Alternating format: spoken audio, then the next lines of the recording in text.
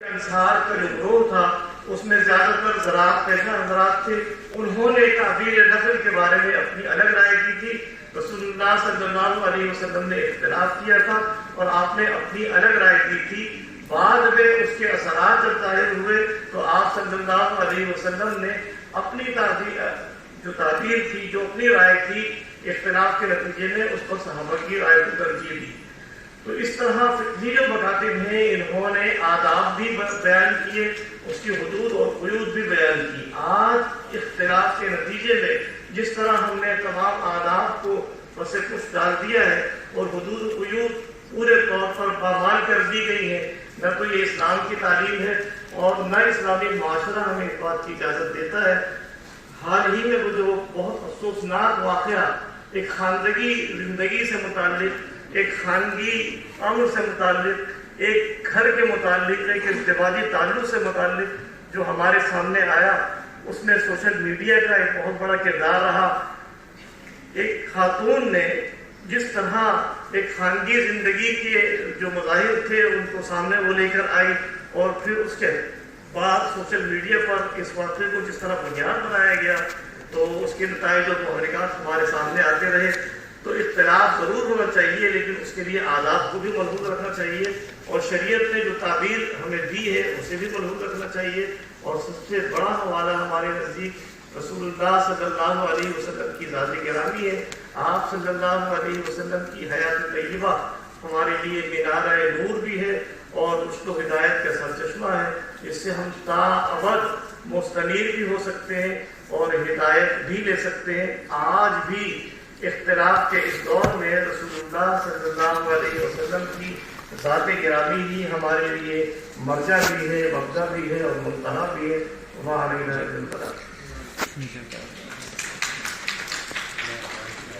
حضور اکرم صلی اللہ علیہ وسلم کی زندگی ہمارے لیے مینارہ نور ہے. یہ تھے ڈاکٹر حافظ محمد ثانی صاحب جو مہمان اعزاز کی حیثیت سے اس نشست میں شریک ہیں. اب میں دعوت خطاب دیتا ہوں ہماری اس معین الدین ہاشمی صاحب سے. آپ چیئرمین شعبہ سیرت علامہ اقبال اوپن یونیورسٹی اسلام آباد ہیں. ڈاکٹر شاہ معین الدین ہاشمی صاحب کا عنوان ہے مسلکی معاملات میں اختلاف رائے کے رویے. ڈاکٹر شاہ معین الدین ہاشمی صاحب.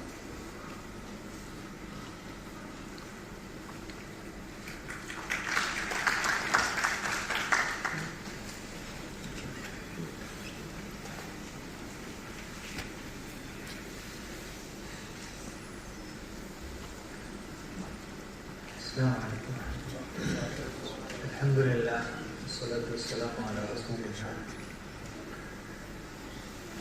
صدر مجلس دین فیکلٹی چیئر خواتین حضرات، کل سے ادب الاختلاف پر اچھی خاصی گفتگو سننے کو ملی ہے. میں صرف چند نکات میں آپ کی توجہ اس بات کی طرف دلانا چاہتا ہوں کہ اختلاف کے جو آداب ہیں یا جو اصول ہیں ان کی اسٹڈی کرنی ضروری ہے اور ان کے جو اختلاف کے جو اصول ہیں وہ اصول ہمیں کہاں سے اور کیسے معلوم ہوں، اس سوال کو حل کرنا ضروری ہے. مسلکی آداب سے قطع نظر کیونکہ یہ موضوع ہمارا صلب موضوع ہے تو میں نے چند چیزیں تحریر کی ہیں. ابھی میں یہ چاہتا ہوں کہ ہماری سیرت چیئر اس کو بطور موضوع کے اپنی ریسرچ کے پروجیکٹ کے طور پر ہم نے رکھے اور کچھ ریسرچ اسکالرس کو اس کی اسٹڈی کرائیں.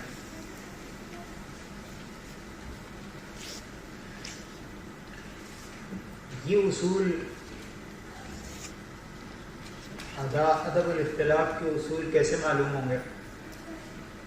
رسول اللہ صلی اللہ علیہ وسلم کی سیرت طیبہ، ظاہر سی بات ہے یہ ہمارے لیے معیار ہے، اور ہمیں رسول اللہ صلی اللہ علیہ وسلم کی سیرت کے ایک تفصیلی مطالعے سے یہ اصول معلوم ہوں گے۔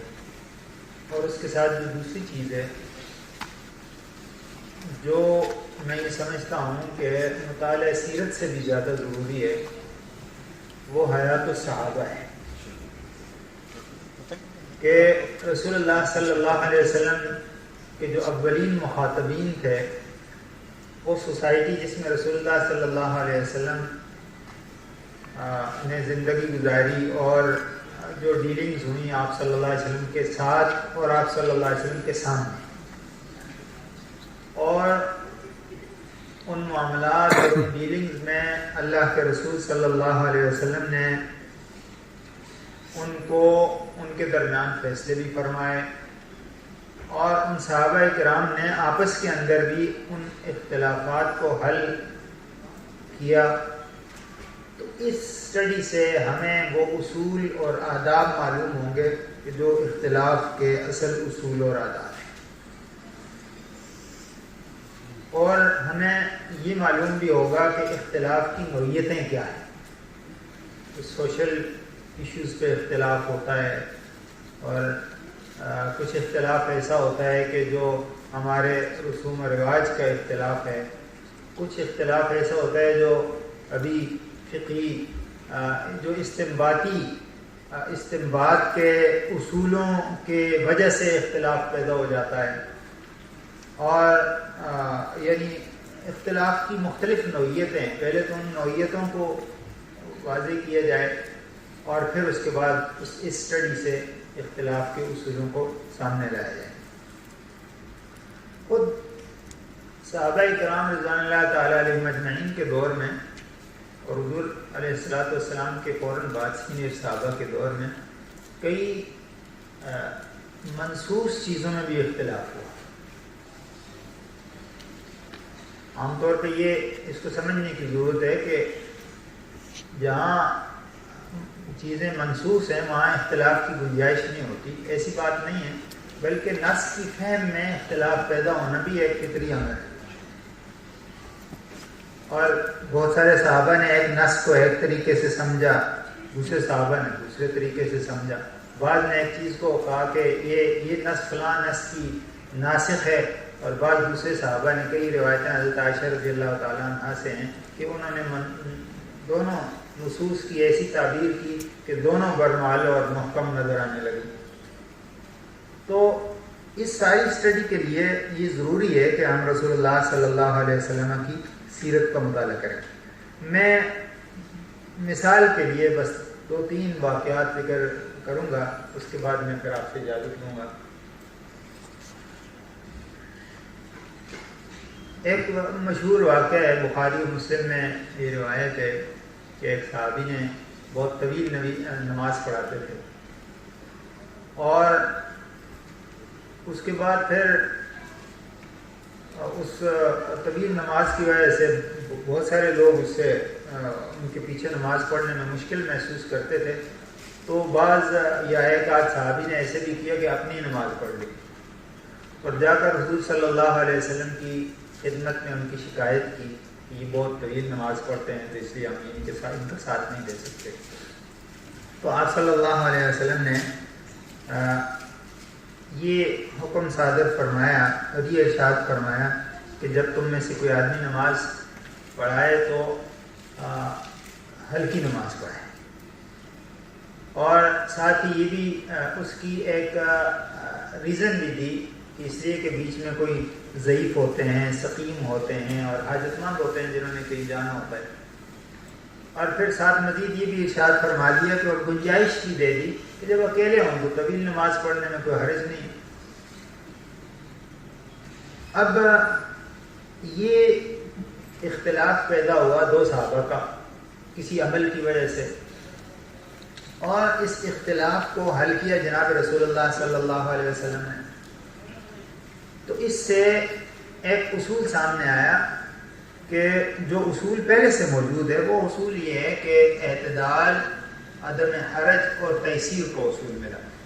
تو ہمیں اپنے اختلاف کے اندر جو ادب ہے، ادب الاختلاف ہے، اس کے اندر اس اصول کو مد نظر رکھنا ہوگا کہ دوسرے کو کسی معاملے میں سٹک نہیں کرنا ہے، کسی معاملے میں اس کو بند نہیں کرنا ہے. یہی وجہ ہے کہ صحابہ اسی اصول اسی طرح کی جو روایتیں ہیں اس کے پیش نظر قاعدہ کلیہ فقہا نے جو ہے وہ ہمارے سامنے رکھا، ذاق الامر اتسع. تو اس کا مطلب یہ ہے کہ یہ ایک اصول ہے اختلاف کے، جب اختلاف کو حل کرنے میں، یہ اختلاف کے لیے، ادب الاختلاف کے لیے یہ اصول ہے کہ ہم نے کسی معاملے کو بند نہیں کرنا ہے بلکہ معاملے کو آگے کھولنا ہے اور لے کے آگے جانا ہے. اس کی ایک دوسری مثال میں آپ سے عرض کروں کہ خطبہ حجۃ الوداع میں ایک صاحب رسول اللہ صلی اللہ علیہ وسلم کے پاس حاضر ہوتے ہیں اور آپ صلی اللہ علیہ وسلم سے اپنا ایک قضیہ بیان کرتے ہیں اور یہ کہتے ہیں کہ جی زمانہ جاہلیت کی بات ہے کہ فلاں آدمی جب کسی معاملے میں بہت پھنس گیا تھا کسی جنگ میں، تو اس نے آواز لگائی تھی کہ اگر کوئی آدمی مجھے اپنا فلاں نیزہ دے دے تو میں اس کو یہ دوں گا. تو میں آگے بڑھا، میں نے کہا کیا دو گے؟ اس نے کہا کہ میری جو پہلی بیٹی پیدا ہوگی میں اس کے ساتھ شادی کر دوں، نکاح کر دوں. تو میں نے اپنا نیزہ اس کو دے دیا تھا. اب جب یہ اس معاملے سے، اتنی مشکل مسئلے میں سے نکل گیا تو اب یہ بندہ مکر گیا. اس نے کہا میں تو بغیر مار کے اپنی بیٹی نکاح میں نہیں دیتا، اور میں نے قسم کھا لی کہ نہیں، وہ جو میں نے تمہیں اتنے مشکل وقت میں نیزہ فراہم کیا تھا وہی میرا جو ہے نا مہار ہے، اب تمہیں اپنی بیٹی مجھے نکاح کر کے دینی ہوگی. اور یہ معاملہ بہت عرصے تک روکا رہا. اس کا یہ نتیجہ ہوا کہ اس کی بیٹی کی بھی شادی نہیں ہو سکی اور یہ بھی اپنے معاملے کے عرب لوگوں کا آپ کو پتہ ہے اصرار پہ جو ہے نا وہ اصرار بڑھتا رہا ان کا، حتیٰ کہ رسول اللہ صلی اللہ علیہ وسلم کی خدمت میں یہ بہت زمانے کے بعد یہ معاملہ پیش ہوا. آپ صلی اللہ علیہ وسلم نے جب یہ معاملہ سنا تو آپ صلی اللہ علیہ وسلم نے ان سے فرمایا کہ تم اپنی رائے چھوڑ کیوں؟ تو وہ گھبرا گیا بندہ. تو آپ نے صلی اللہ علیہ وسلم نے اس کو مزید پھر ایک مطمئن کرنے کے لیے ارشاد فرمایا کہ اب وہ خاتون کس عمر میں ہے؟ تو انہوں نے عرض کیا کہ اب تو وہ بہت بوڑھی ہو چکی ہیں. تو آپ صلی اللہ علیہ وسلم نے بس اس سے یہی سننا تھا اور پھر فرمایا، یہ رائے دی کہ اگر تم اپنی رائے کو چھوڑ دو تو دونوں گناہ گاری سے بچ جاؤ گے. اب تم اپنی رائے سے پیچھے ہٹ جاؤ تو دونوں گناہ گاری سے بچ جاؤ گے. تو یہ ایک اصول سامنے آیا کہ اگر اختلاف میں ایک آدمی اگر کوئی گنجائش دوسرے کو دے دے تو اس کا یہ فائدہ ہوتا ہے کہ دونوں گناہ گار ہونے سے بچ جاتے ہیں. اس طرح کی یعنی ایک اصول اس واقعے سے سامنے آیا. ایک آخری کچھ میں نے مثالیں آپ کے سامنے پیش کرنی تھی، لیکن چونکہ ان کا حکم بھی ہے کہ وقت مختصر ہے، اس لیے میں بالکل یہ آخری مثال کرتا ہوں اور یہ بھی بڑی مشہور ہے. رسول اللہ صلی اللہ علیہ وسلم غزوہ خندق کے موقع پہ مدینہ منورہ میں یعنی شہر میں رہ کر جنگ لڑنا چاہیے اور آپ کی اسٹریٹجی مختلف تھی، لیکن مدینہ والوں کے عرف میں یہ بات شامل نہیں تھی. وہ اس کو اچھا نہیں سمجھتے تھے کہ اپنے گھر میں رہ کر جنگ لڑی جائے اور گھروں سے جو ہے نا وہ دفاع کیا جائے، بلکہ وہ ان کے ہاں کوئی ایسی مثال نہیں ملتی تھی کہ اپنے شہر کے اندر رہ کر، بلکہ وہ باہر میدان میں نکلنے کو بہادری سمجھتے تھے. اب رسول اللہ صلی اللہ علیہ وسلم کے سامنے بہت ساری آراء ہیں اور خاص کر مدینہ کے نوجوانوں نے اس رائے کا اظہار کیا کہ جی ہم باہر نکل کر مقابلہ کرنا چاہتے ہیں. رسول اللہ صلی اللہ علیہ وسلم کی رائے کے یہ مختلف ہوئی رائے تھی. تو آپ صلی اللہ علیہ وسلم نے ان کی قومی حمیت کا لحاظ کیا کہ کیونکہ یہ اس کو اپنی بزدلی سمجھ رہے ہیں کہ یہ ہمارے لیے بزدلی کا ہے، اور ان کے عرف کا بھی خیال کیا کہ مدینہ والے اپنے شہر کے اندر رہ کر لڑائی نہیں کرتے اور اس کو اچھا بھی نہیں سمجھتے، تو آپ صلی اللہ علیہ وسلم نے اپنی رائے کو سے رجوع فرمایا اور ان کی رائے کے مطابق باہر نکل کر لڑائی کی۔ اب اس سے یہ اصول سامنے آیا کہ اختلاف کے اندر دوسرے کی قومی اہمیت کا اور ان کے عرف کا بھی ہمیں خیال رکھنا ہوگا۔ یہ مختلف اصول ہیں جو کہ ہمیں اس اسٹڈی کے بعد مل سکتے ہیں کہ ہم صحابہ کی زندگی کی ڈیٹیل اسٹڈی کریں تو اس میں بہت سارے اصول سامنے آ سکتے ہیں۔ مثلا میرے ساتھ بعض کچھ مثالیں ہیں، لیکن میں مثالوں کو چھوڑتا ہوں، چند اصول آپ کی خدمت میں پیش کرتا ہوں کہ ادب الاختلاف سے متعلق جو اصول ہیں اس میں ایک اصول تو اعتدال اور توازن کا ہے، دوسرا اصول عدم حرج کا ہے، اور اس میں قرآن پاک کی نص بھی موجود ہے وما جعل علیکم فی الدین من حرج، اور تیسرا اصول عدم تکلیف کا سامنے آ سکتا ہے لا یکلف اللہ نفسا الا وسعہا۔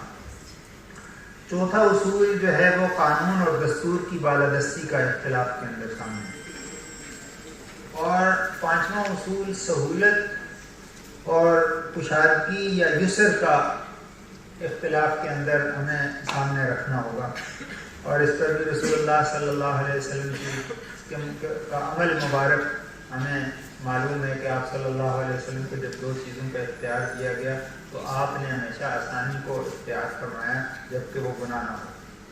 تو اس لیے اگر اختلاف پیدا ہو جاتا ہے بعض دفعہ دو غیر منصوص چیزوں میں اور مباح چیزوں میں اختلاف پیدا ہو جائے تو اس میں آسانی کے اس پہلو کو سامنے رکھ کر، اس اصول کو سامنے رکھ کر ہم اپنے اختلاف کو حل کر سکتے ہیں۔ اس کے علاوہ کچھ استثناء، اختلاف میں بعض چیزیں استثناء پر مبنی ہوتی ہیں اور اس استثناء کے اصول سے اس اختلاف کو ہم جو ہے وہ دور کر سکتے ہیں۔ اسی طرح مصالح امت، غیر جانبداری اور فطری یعنی جو اختلاف ہیں وہ قبائل کی، اس میں اس اصول کو بھی سامنے رکھ سکتے ہیں۔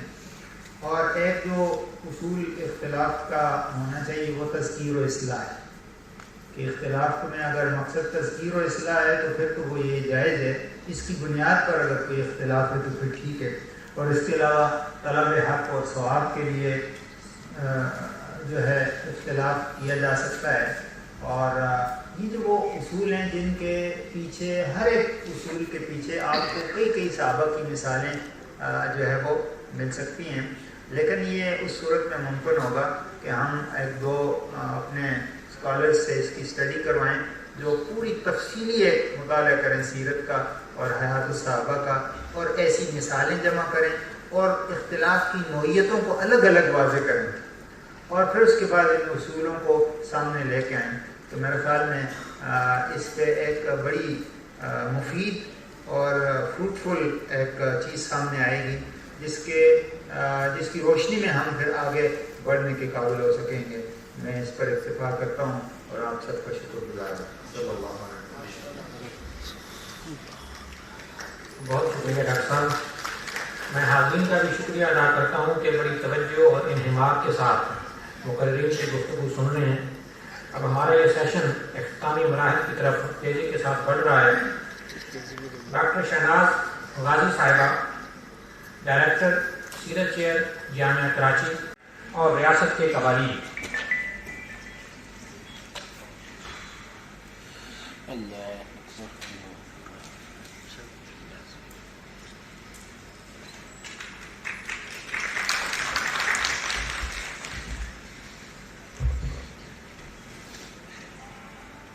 محترم مہمان گرامی، جو میں خود بھی ہوں لیکن بہرحال جو مسئلہ نشین ہے وہ تمام کے تمام، اور میرے ہم منصب ساتھی طلبہ و طالبات، السلام علیکم۔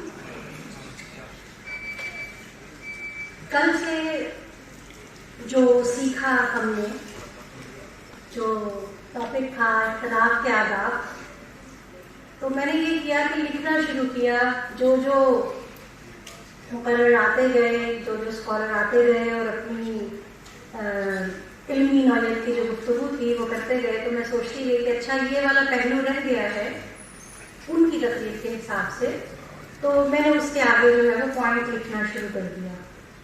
उसके बाद हुआ ये कि दूसरे आए और उन्होंने उसकी वजाहत कर दी, और ये सिलसिला जो है वो चलता गया, और मैं जो कुछ मैंने लिखा है वो एक ऐसी खिचड़ी बन गई है कि अगर मैं चाहूँगी तो उसको बयान नहीं कर सकती। लेकिन फिर भी मैं ज़रूर चाहूँगी कि उनकी गुफ्तगू को भी थोड़ा सा आगे बढ़ाऊँ और अपनी बात भी आपके सामने रखूँ कि जिस मकसद के लिए आए हैं। और खासतौर पे आपकी बात तो ज़रूर करूँगी जो डॉक्टर आमिना ने जिस एस्पेक्ट से तवज्जो दिलाई है, तारिक ने जो तवज्जो दिलाई जिस एस्पेक्ट से, तो ये बहुत ही जिसे कहते हैं कि थॉट प्रोवोकिंग सारे के सारे पॉइंट्स। अभी माशाल्लाह जो साहब मोइनुद्दीन हाशमी गाजी इन्होंने बड़े अच्छे मुकात जो पेश किए, ये यकीनन हम इसीलिए इन कॉन्फ्रेंसेस में आते हैं। और बहुत जिसे कहना चाहिए कि डॉक्टर सजीला का ये बहुत बड़ा काम है। मैं खुद हैरान हो रही थी कि इतने सारे लोगों को इकट्ठा करना, फिर उनको सुनना, और जो अभी कहा गया कि तालिबात उनका बड़े पेशेंस के साथ सुनना। तो देखिए असल चीज़ तो यही तरबियत है कि हमने सबको सुना। यकीनन हम तमाम के तमाम किसी न किसी मसलक के साथ ज़रूर एसोसिएटेड हैं या कम अज़ कम माइल ज़रूर है, लेकिन हमने सबको सुना और अल्हम्दुलिल्लाह किसी के लिए कोई नेगेटिव सोच नहीं आई, कोई गलत ख्याल नहीं आया। तो ये तरबियत का हिस्सा हुआ करता है। और या मैं आज अगर जिस मुकाम पे हूँ, मैं बरमला इस चीज़ का इजहार करूँगी कि मैंने भी इन्हीं कॉन्फ्रेंसेस से, वर्कशॉप से, अपने टीचिंग एक्सपीरियंस से, मुख्तलिफ लोगों के एक्सपीरियंसेस से फ़ायदा उठाया, और आज उसी तरह से जिसे कहना चाहिए कि अपने तलबा तालिबात में भी वही चीज़ें आगे प्रमोट भी कर रही हूँ और आगे ट्रांसफर भी कर रही हूँ। तो मुद्दा यही है कि जो हम चीज़ें सीख लेते हैं उसका फ़ायदा ज़रूर होता है। वो एक बच्ची भी मुझे नज़र आ रही है, तो मुझे अपने अभी मौका नहीं है, लिहाजा मैं इस चीज़ को स्किप करती हूँ, क्योंकि मैं उसे देख रही थी तो सोच रही थी कि इससे क्या सीखा होगा। लेकिन यकीनन जब आप कभी इससे पूछेंगे तो इसने भी ज़रूर कुछ ना कुछ सीखा होगा। तो बहरहाल यहाँ पे दो जो टॉपिक पर हम आते हैं कि इख्तिलाफ, जब इन्होंने ये टॉपिक दिया इख्तिलाफ का, तो पहली नज़र में मैंने कहा इख्तिलाफ तो इख्तिलाफ होता है, मतलब इस पर हम क्या बात करेंगे। और क्या रसूलुल्लाह सल्लल्लाहु अलैहि वसल्लम ने कहा इख्तिलाफ के बारे में कुछ कहा, वही पहली जो सोच है। क्योंकि जाहिर है जब थोड़ा सा हटकर टॉपिक दिया जाता है, क्योंकि हमारा भी तो वही अंदाज है ना कि हम लगे बंदे अंदाज से एक पढ़ाते भी चले आ रहे हैं और पढ़ते भी चले आ रहे हैं, तो बहरहाल सोचा इसके ऊपर। फिर जब गुफ्तगू हुई तो मालूम ये हुआ कि इख्तिलाफी लैली व नहार तो वही है। और अभी आज यहाँ पर बात की, मैंने लिखा है, मैं उसको नहीं कह रही, लेकिन जिन्होंने कहा है उनको खुद अंदाजा हो जाएगा कि जो यहाँ से बात की गई कि इख्तिलाफ तो है, लेकिन हाँ वो सीनियर प्रोफेसर जो थे उन्होंने ये बात की थी, मेरे सामने तशरीफ फरमा है कि हमारा काम ये है कि जो नेचर है उसमें जो ये खूबसूरती वाला इख्तिलाफ था लैल और निहार का, ये हमने इसे तब्दील करने की कोशिश की है। और जब भी आप नेचर से टकराएंगे तो उसको भुगतेंगे, उसके जो कॉन्सिक्वेंसेज है वो यकीनन हमें जो आज हमें सामना है वो इसी बात का है कि हमने उन चीज़ों को तब्दील कर दिया। दूसरा जो इसमें अहम फैक्टर था वो भी यहाँ से डिस्कस हो गया। मैं सिर्फ जल्दी जिसे कहते हैं कि आपकी जिसे एक रिवीजन के तौर पर याद दिलाना चाहती हूँ, आदाब की बात है। हकीकत है कि असल चीज़ तो आदाब इख्तिलाफ, इस बात पर तो तमाम मुकर्रीरीन मुत्तफिक रहे और उस चीज़ का इरादा भी करते रहे कि इख्तिलाफ है, किस नौयत का है वो भी बयान कर दिया गया, क्यों है ये भी बयान कर दिया गया। असल चीज़ जिस पे फोकस करना है वो आदाब की थी, वो एटिकेट्स की थी, वो उस टॉलरेंस की थी कि जो हमारे अंदर जिसकी कमी है। तो हमें जो काबू पाना है वो उस इनटॉलरेंस पे काबू पाना है। इख्तिलाफ तो है, रहेगा, कायनात में है, दिन और रात में है, और इसीलिए है कि आप इसे समझें। लेकिन ये वाला पहलू बहुत अच्छा प्रोफेसर साहब ने बताया कि हम इसे जब तब्दील करने की कोशिश करते हैं वो तब्दील नहीं करना। दूसरी बात कि इख्तिलाफ का ऑपोजिट है इत्तेफाक। तो अरबी की टीचर हैं, वो ज़्यादा अच्छा समझती हैं, बेहतर समझती हैं इस बात पे, बाकी लोग भी, आप सब लोग भी, कि जब हम कभी किसी लफ्ज़ के ऑपोजिट को डिफाइन करते हैं तो असल लफ्ज़ जो है वो खुद ब खुद क्लियर होकर सामने आ जाता है। बिल्कुल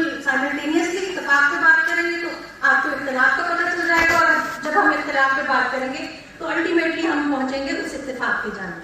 تو اصل چیز یہ ہے کہ اختلاف کی جانب نہیں بلکہ اتفاق کی جانب. یہاں پہ آیات بھی جو پیش کی گئی جن کا مقصد بھی یہی تھا جو میں نے مظاہر پہ جب گفتگو ہو رہی تھی کہ اس کامن فیکٹر کی جانب آئے, کامن انٹرسٹ کی جانب آئے جو آپ میں کامن ہے. اب وہ اگر غیر مذاہب کے درمیان ہے تو وہ اصول یہاں بھی اپلائی ہو سکتا ہے کہ جب ہم کوئی بات کر رہے ہیں تو اس کامن فیکٹر کی جانب آئے, اصول ہمارے پاس موجود ہے. پھر اس کے بعد یہ ہے کہ اختلاف اتنا نہ بڑھ جائے کہ وہ ڈسپیوٹ کی شکل اختیار کر جائے. ڈفرینس آف اوپینین تو ہوتا ہے لیکن ڈفرینس آف اوپینین اس وقت ناقابل قبول ہو جاتا ہے جب وہ ڈسپیوٹ کی جانب آ جائے. تو اس لیے ڈفرینس میں اور اگینسٹ ہونے میں بڑا فرق ہے. ایک اس میں جو فیکٹر یہاں ڈسکس ہوا ہٹ دھرمی کا ہے, اور ہٹ دھرمی کب پیدا ہوتی ہے؟ ہماری ایگو سے, ہماری انا سے پیدا ہوتی ہے. اس کو مارنے کی ضرورت ہے کیونکہ شیطان کی وہ ایگو ہی تو تھی. میں سوچ رہی تھی کہ تو گفتگو نہیں کرے گا لیکن 2 بار یہ گفتگو ہو گئی اور بالکل ہونی چاہیے کہ شیطان کی ابا واستکبر 2 پوائنٹس ہیں, 2 چیزوں پہ فوکس کرنا ہے. وجہ کیا ہوئی اس کے رابطے درگاہوں میں؟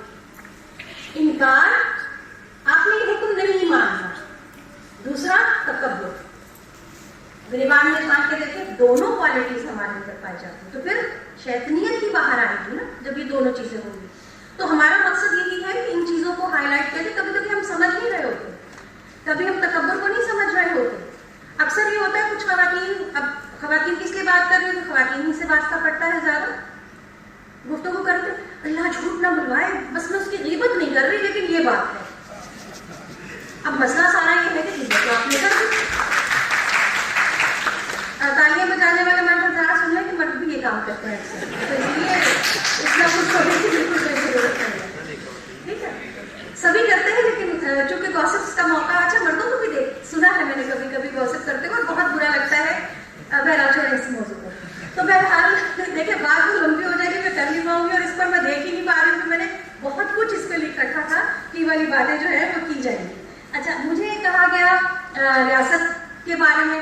دیکھیں یہ بھی بڑا بہت ہی سینسیٹیو ٹاپک ہے اور اس پہلو سے کہ 2 یہ کل بھی بیان ہوئے تھے, ایک مذہبی اختلاف ہے اور ایک آپ کا سیاسی اختلاف ہے. وہ جو کمشنر آئے تھے انہوں نے بہت مختصر گفتگو کی. ایک ڈین صاحب آپ کے, انہوں نے بڑی مختصر گفتگو کی, اس کو بھی میں نے یہاں نوٹ کر لیا تھا لیکن اب مجھے یہ نہیں پتا, مطلب اس کو دیکھے بغیر یہ نہیں پتا کہ کون سی بات کس نے کی تھی. لیکن مختصر بات کی اور بہت ہی کام کی بات کی جس میں ہمارا جو آج بھی جس کی جانب توجہ دلائی گئی کہ یہ جو سیاسی اختلاف ہے ہم ایک آئیڈیلزم کا شکار ہو کر اور اس کے بعد اس حکم کو بھول جاتے ہیں جو اللہ تعالیٰ نے کہا کہ وَإِن جَاءَكُمْ فَاسِقٌ بِنَبَإٍ فَتَبَيَّنُوا. ہم تحقیق ہی نہیں کرتے جبکہ ہمارے پاس رسول اللہ صلی اللہ علیہ وسلم کا بھی فرمان موجود ہے. یہ تو میں نے قرآن کی آیت بتائی اور کہ جھوٹے کے لیے یہی کافی ہے کہ وہ جھوٹ کو بغیر تحقیق کے آگے پھیلا دے. یہ کام سب ہم کرتے ہیں, ایک کلک کرتے ہیں فارورڈ ٹو آل ہو جاتا ہے اور ہم یہ نہیں سوچتے کہ اس کے کانسیکوینسز کیا ہوں گے. بہت ہی اہم جس کا جو میرے ذہن میں بھی بات تھی, ڈاکٹر ثانی صاحب نے اس کی جانب توجہ دلا دی کہ جان لے لی ایک آدمی کی, اور ایک تو وہ اس لیے کہ چونکہ پاپولر تھا, باقی کتنے ہزاروں لوگ ہوں گے جن کی جانیں اس طرح سے سوشل میڈیا کے تھرو گئی. مجھے ابھی یہ ایک واقعہ تھوڑا سا یاد آ رہا ہے کہ ان کے پورے خاندان نے خودکشی کر لی بیٹی کی. کچھ تصاویر وائرل ہوئی جو کہ غلط تھا یا جس سے بھی کی, پورے گھر والوں نے خودکشی اجتماعی کر لی صرف اس کسی کی ایک غلط یا ایک کلک کی وجہ سے. تو یہ ہمیں جو ہماری ایتھیکل ویلیوز تھی ہم بالکل اس سے بے بہرا ہوتے چلے جا رہے ہیں. تو اس طرح سیاسی, چونکہ ٹاپک سیاسی تھا اور میں نے کہا کہ کلیکٹیولی کوئی بات کر لی جائے. سیاسی بالکل صحیح ہے کہ ہم سوشل میڈیا پہ تھوڑا سا تو کنٹرول رکھیں نا. مطلب سوشل میڈیا کو ہم اس طرح سے کنٹرول کیسے کر سکتے ہیں اپنے آپ کو کنٹرول کر کے, کہ اللہ نے بھی تو کہا نا کہ او عرف ہو سکے وَأَهْلِيكُمْ نَارًا, پہلے اپنے آپ کو بچاؤ. کیسے جہنم کی آگ سے اسی طرح تو بچا سکتے ہیں, تھوڑا کنٹرول رکھیں. وہ جو ٹچ ہے نا, ٹچ نہ ہونے پائے. ٹچ کے بہت ہی بڑے نقصانات سامنے آ جاتے ہیں. بلکہ اب تو سننے میں آیا ہے کہ آپ کی آنکھوں کی جسے کہتے ہیں اس زاویے سے بھی جو ہے وہ چیزیں ہو جائے کریں گی. تو خود سوچ لیجیے ہمارے لیے کتنا مشکل دور آنے والا ہے کہ چاہتے یا نہ چاہتے ہوئے کچھ چیزیں فارورڈ ہو جائے کریں گی. تو چیزوں کو آگے بڑھانا ان تک جانا ٹھیک ہے ایکسیس ہے. برائیاں پہلے بھی ہوا کرتی تھیں, ایسی بات نہیں ہے, پہلے ڈھکی چھپی تھی, اب اعلان ہو رہی ہے, برائیاں وہی ہیں. اچھا اب ہے تو ان کا سدباب کیسے کیا جائے اس کی جانب اشارہ. اب چونکہ ڈاکٹر عائلہ صاحب نے میرے تشریف فرما ہے تو میرا بار بار وہ ذہن میں آ رہا ہے موبائل کا یہ حقیقت ہے کہ موبائل پہ آپ نے کارٹون کا تذکرہ کیا. اب اگر میں اپنے پوتے کا تذکرہ نہ کروں تو میرا خیال ہے کہ آپ نے جو بات کی تھی وہ میری تاریخ میں یہاں موجود نہیں ہے. انہوں نے ایک پرسنل شیئر کیا تو میں نے سوچا فائدہ اٹھاتے ہوئے میں بھی پرسنلی ایک بات شیئر کر لوں. کارٹون دوسرے بھی ہیں. اب وہ میرے پوتے نے کیا کیا 3 سال کا ہے, وہ بولتا نہیں ہے, تو ایک دن کہتا ہے آئی ایم سوری میری غلطی ہے. اب ہمیں وہ اتنا پیارا لگا کہ بس جی جان سے والی. اور اہنا اور عمر کے نام سے, عمر اینڈ اہنا نام سے کوئی کارٹون ہے, بڑے اچھے اسلامی کارٹونز ہیں ٹھیک ہے. اس میں سکھایا گیا ہے کہ اگر اپنی غلطی ہو تو اسے کیسے کرنا ہے. اس نے بلیک میلنگ کا ذریعہ جو اختیار کر لیا, جیسے اس میں کوئی بات منانی ہوتی ہے کون کہتا ہے آئی ایم سوری یہ میری غلطی ہے ٹھیک ہے. اب وہ سیکھ تو گیا لیکن اس نے یعنی طوطے کی طرح جیسے ہی اس کو کوئی بات منوانی ہے اس نے یہ جملہ جو ہے وہ ادا کر دینا ہے.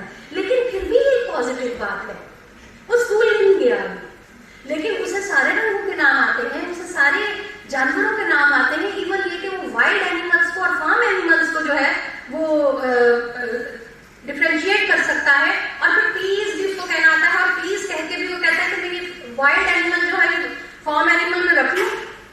تو بات یہی ہے کہ سیکھتے ہیں بچے, اور یہی ہماری گراؤنڈ ریالٹیز یہی ہیں.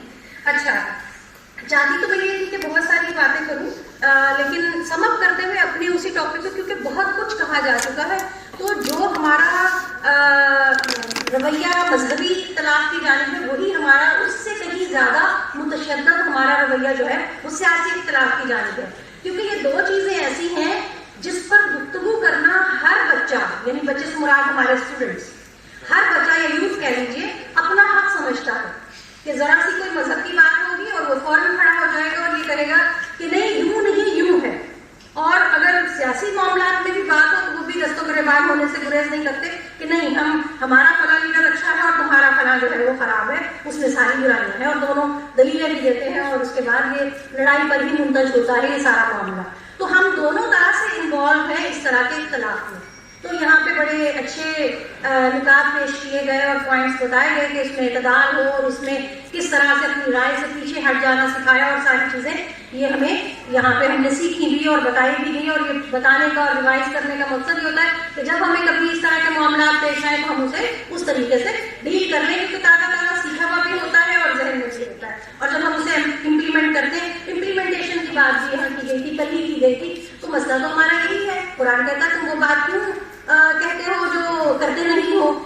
تو ہم تو سارے اس میں انوالو ہیں, ہم کہتے کچھ اور ہیں کرتے ہم کچھ اور ہیں. تو برائیاں تو ہمیں ساری معلوم ہے, مسئلہ کس چیز کا ہے, امپلیمنٹیشن کا مسئلہ ہے کہ ہم امپلیمنٹ کیوں نہیں کرتے. ریاست کی بات کی گئی کہ ریاست کے قوانین سے ہم کیا مطلب ہم بغاوت کر دیں, ایسا نہیں ہے.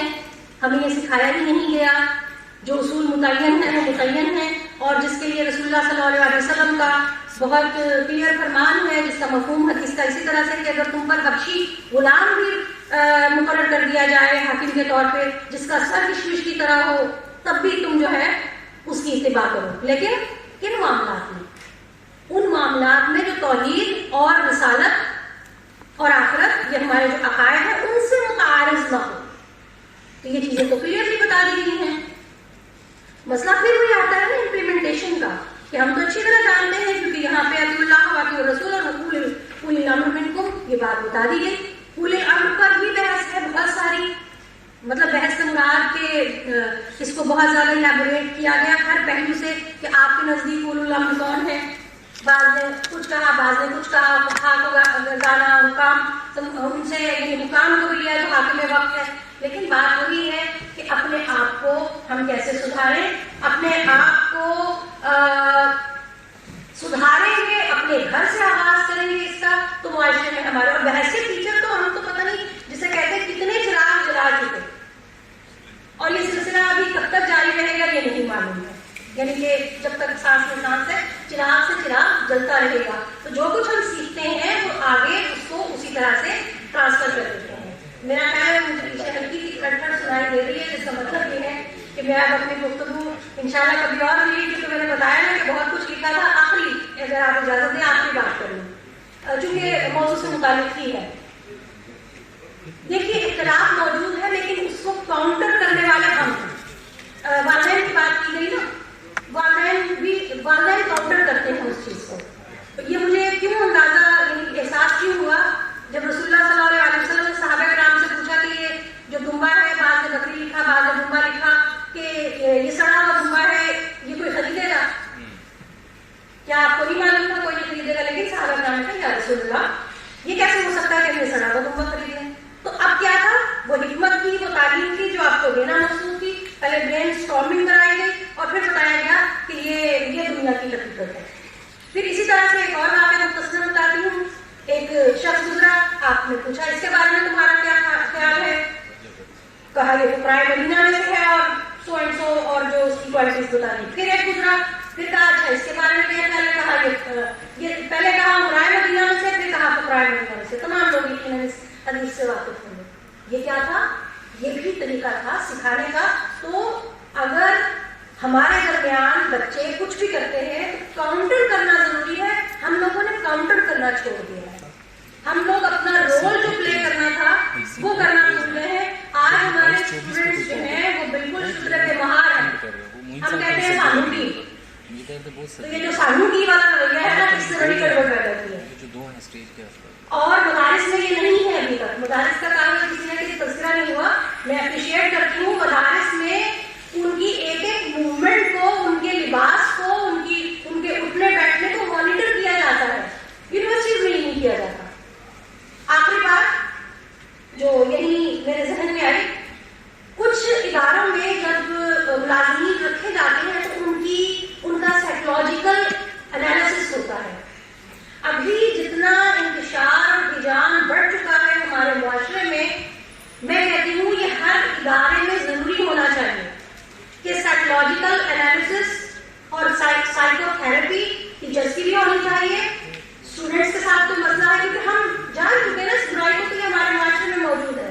تو یہ میرا ایک جو میں نے ابھی بیٹھ کر یہاں جانا یا میرے ذہن میں بات آئی, تو میرا یہ ایک تجویز ہے کہ یہ ایک اگر سلسلہ شروع کیا جائے تو میرا خیال ہے بہت سارے مسائل حل ہو سکتے ہیں. کیونکہ میں نے ایک استاد کو اپنے کانوں سے یہ سنا کہ دفعہ ہو جائے یہاں سے, اور مزید آگے بھی بہت کچھ.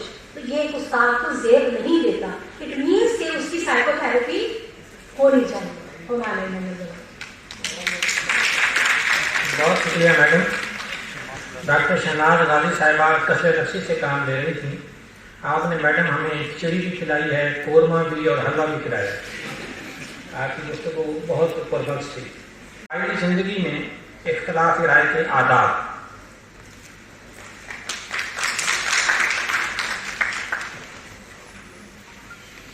بسم اللہ الرحمن الرحیم.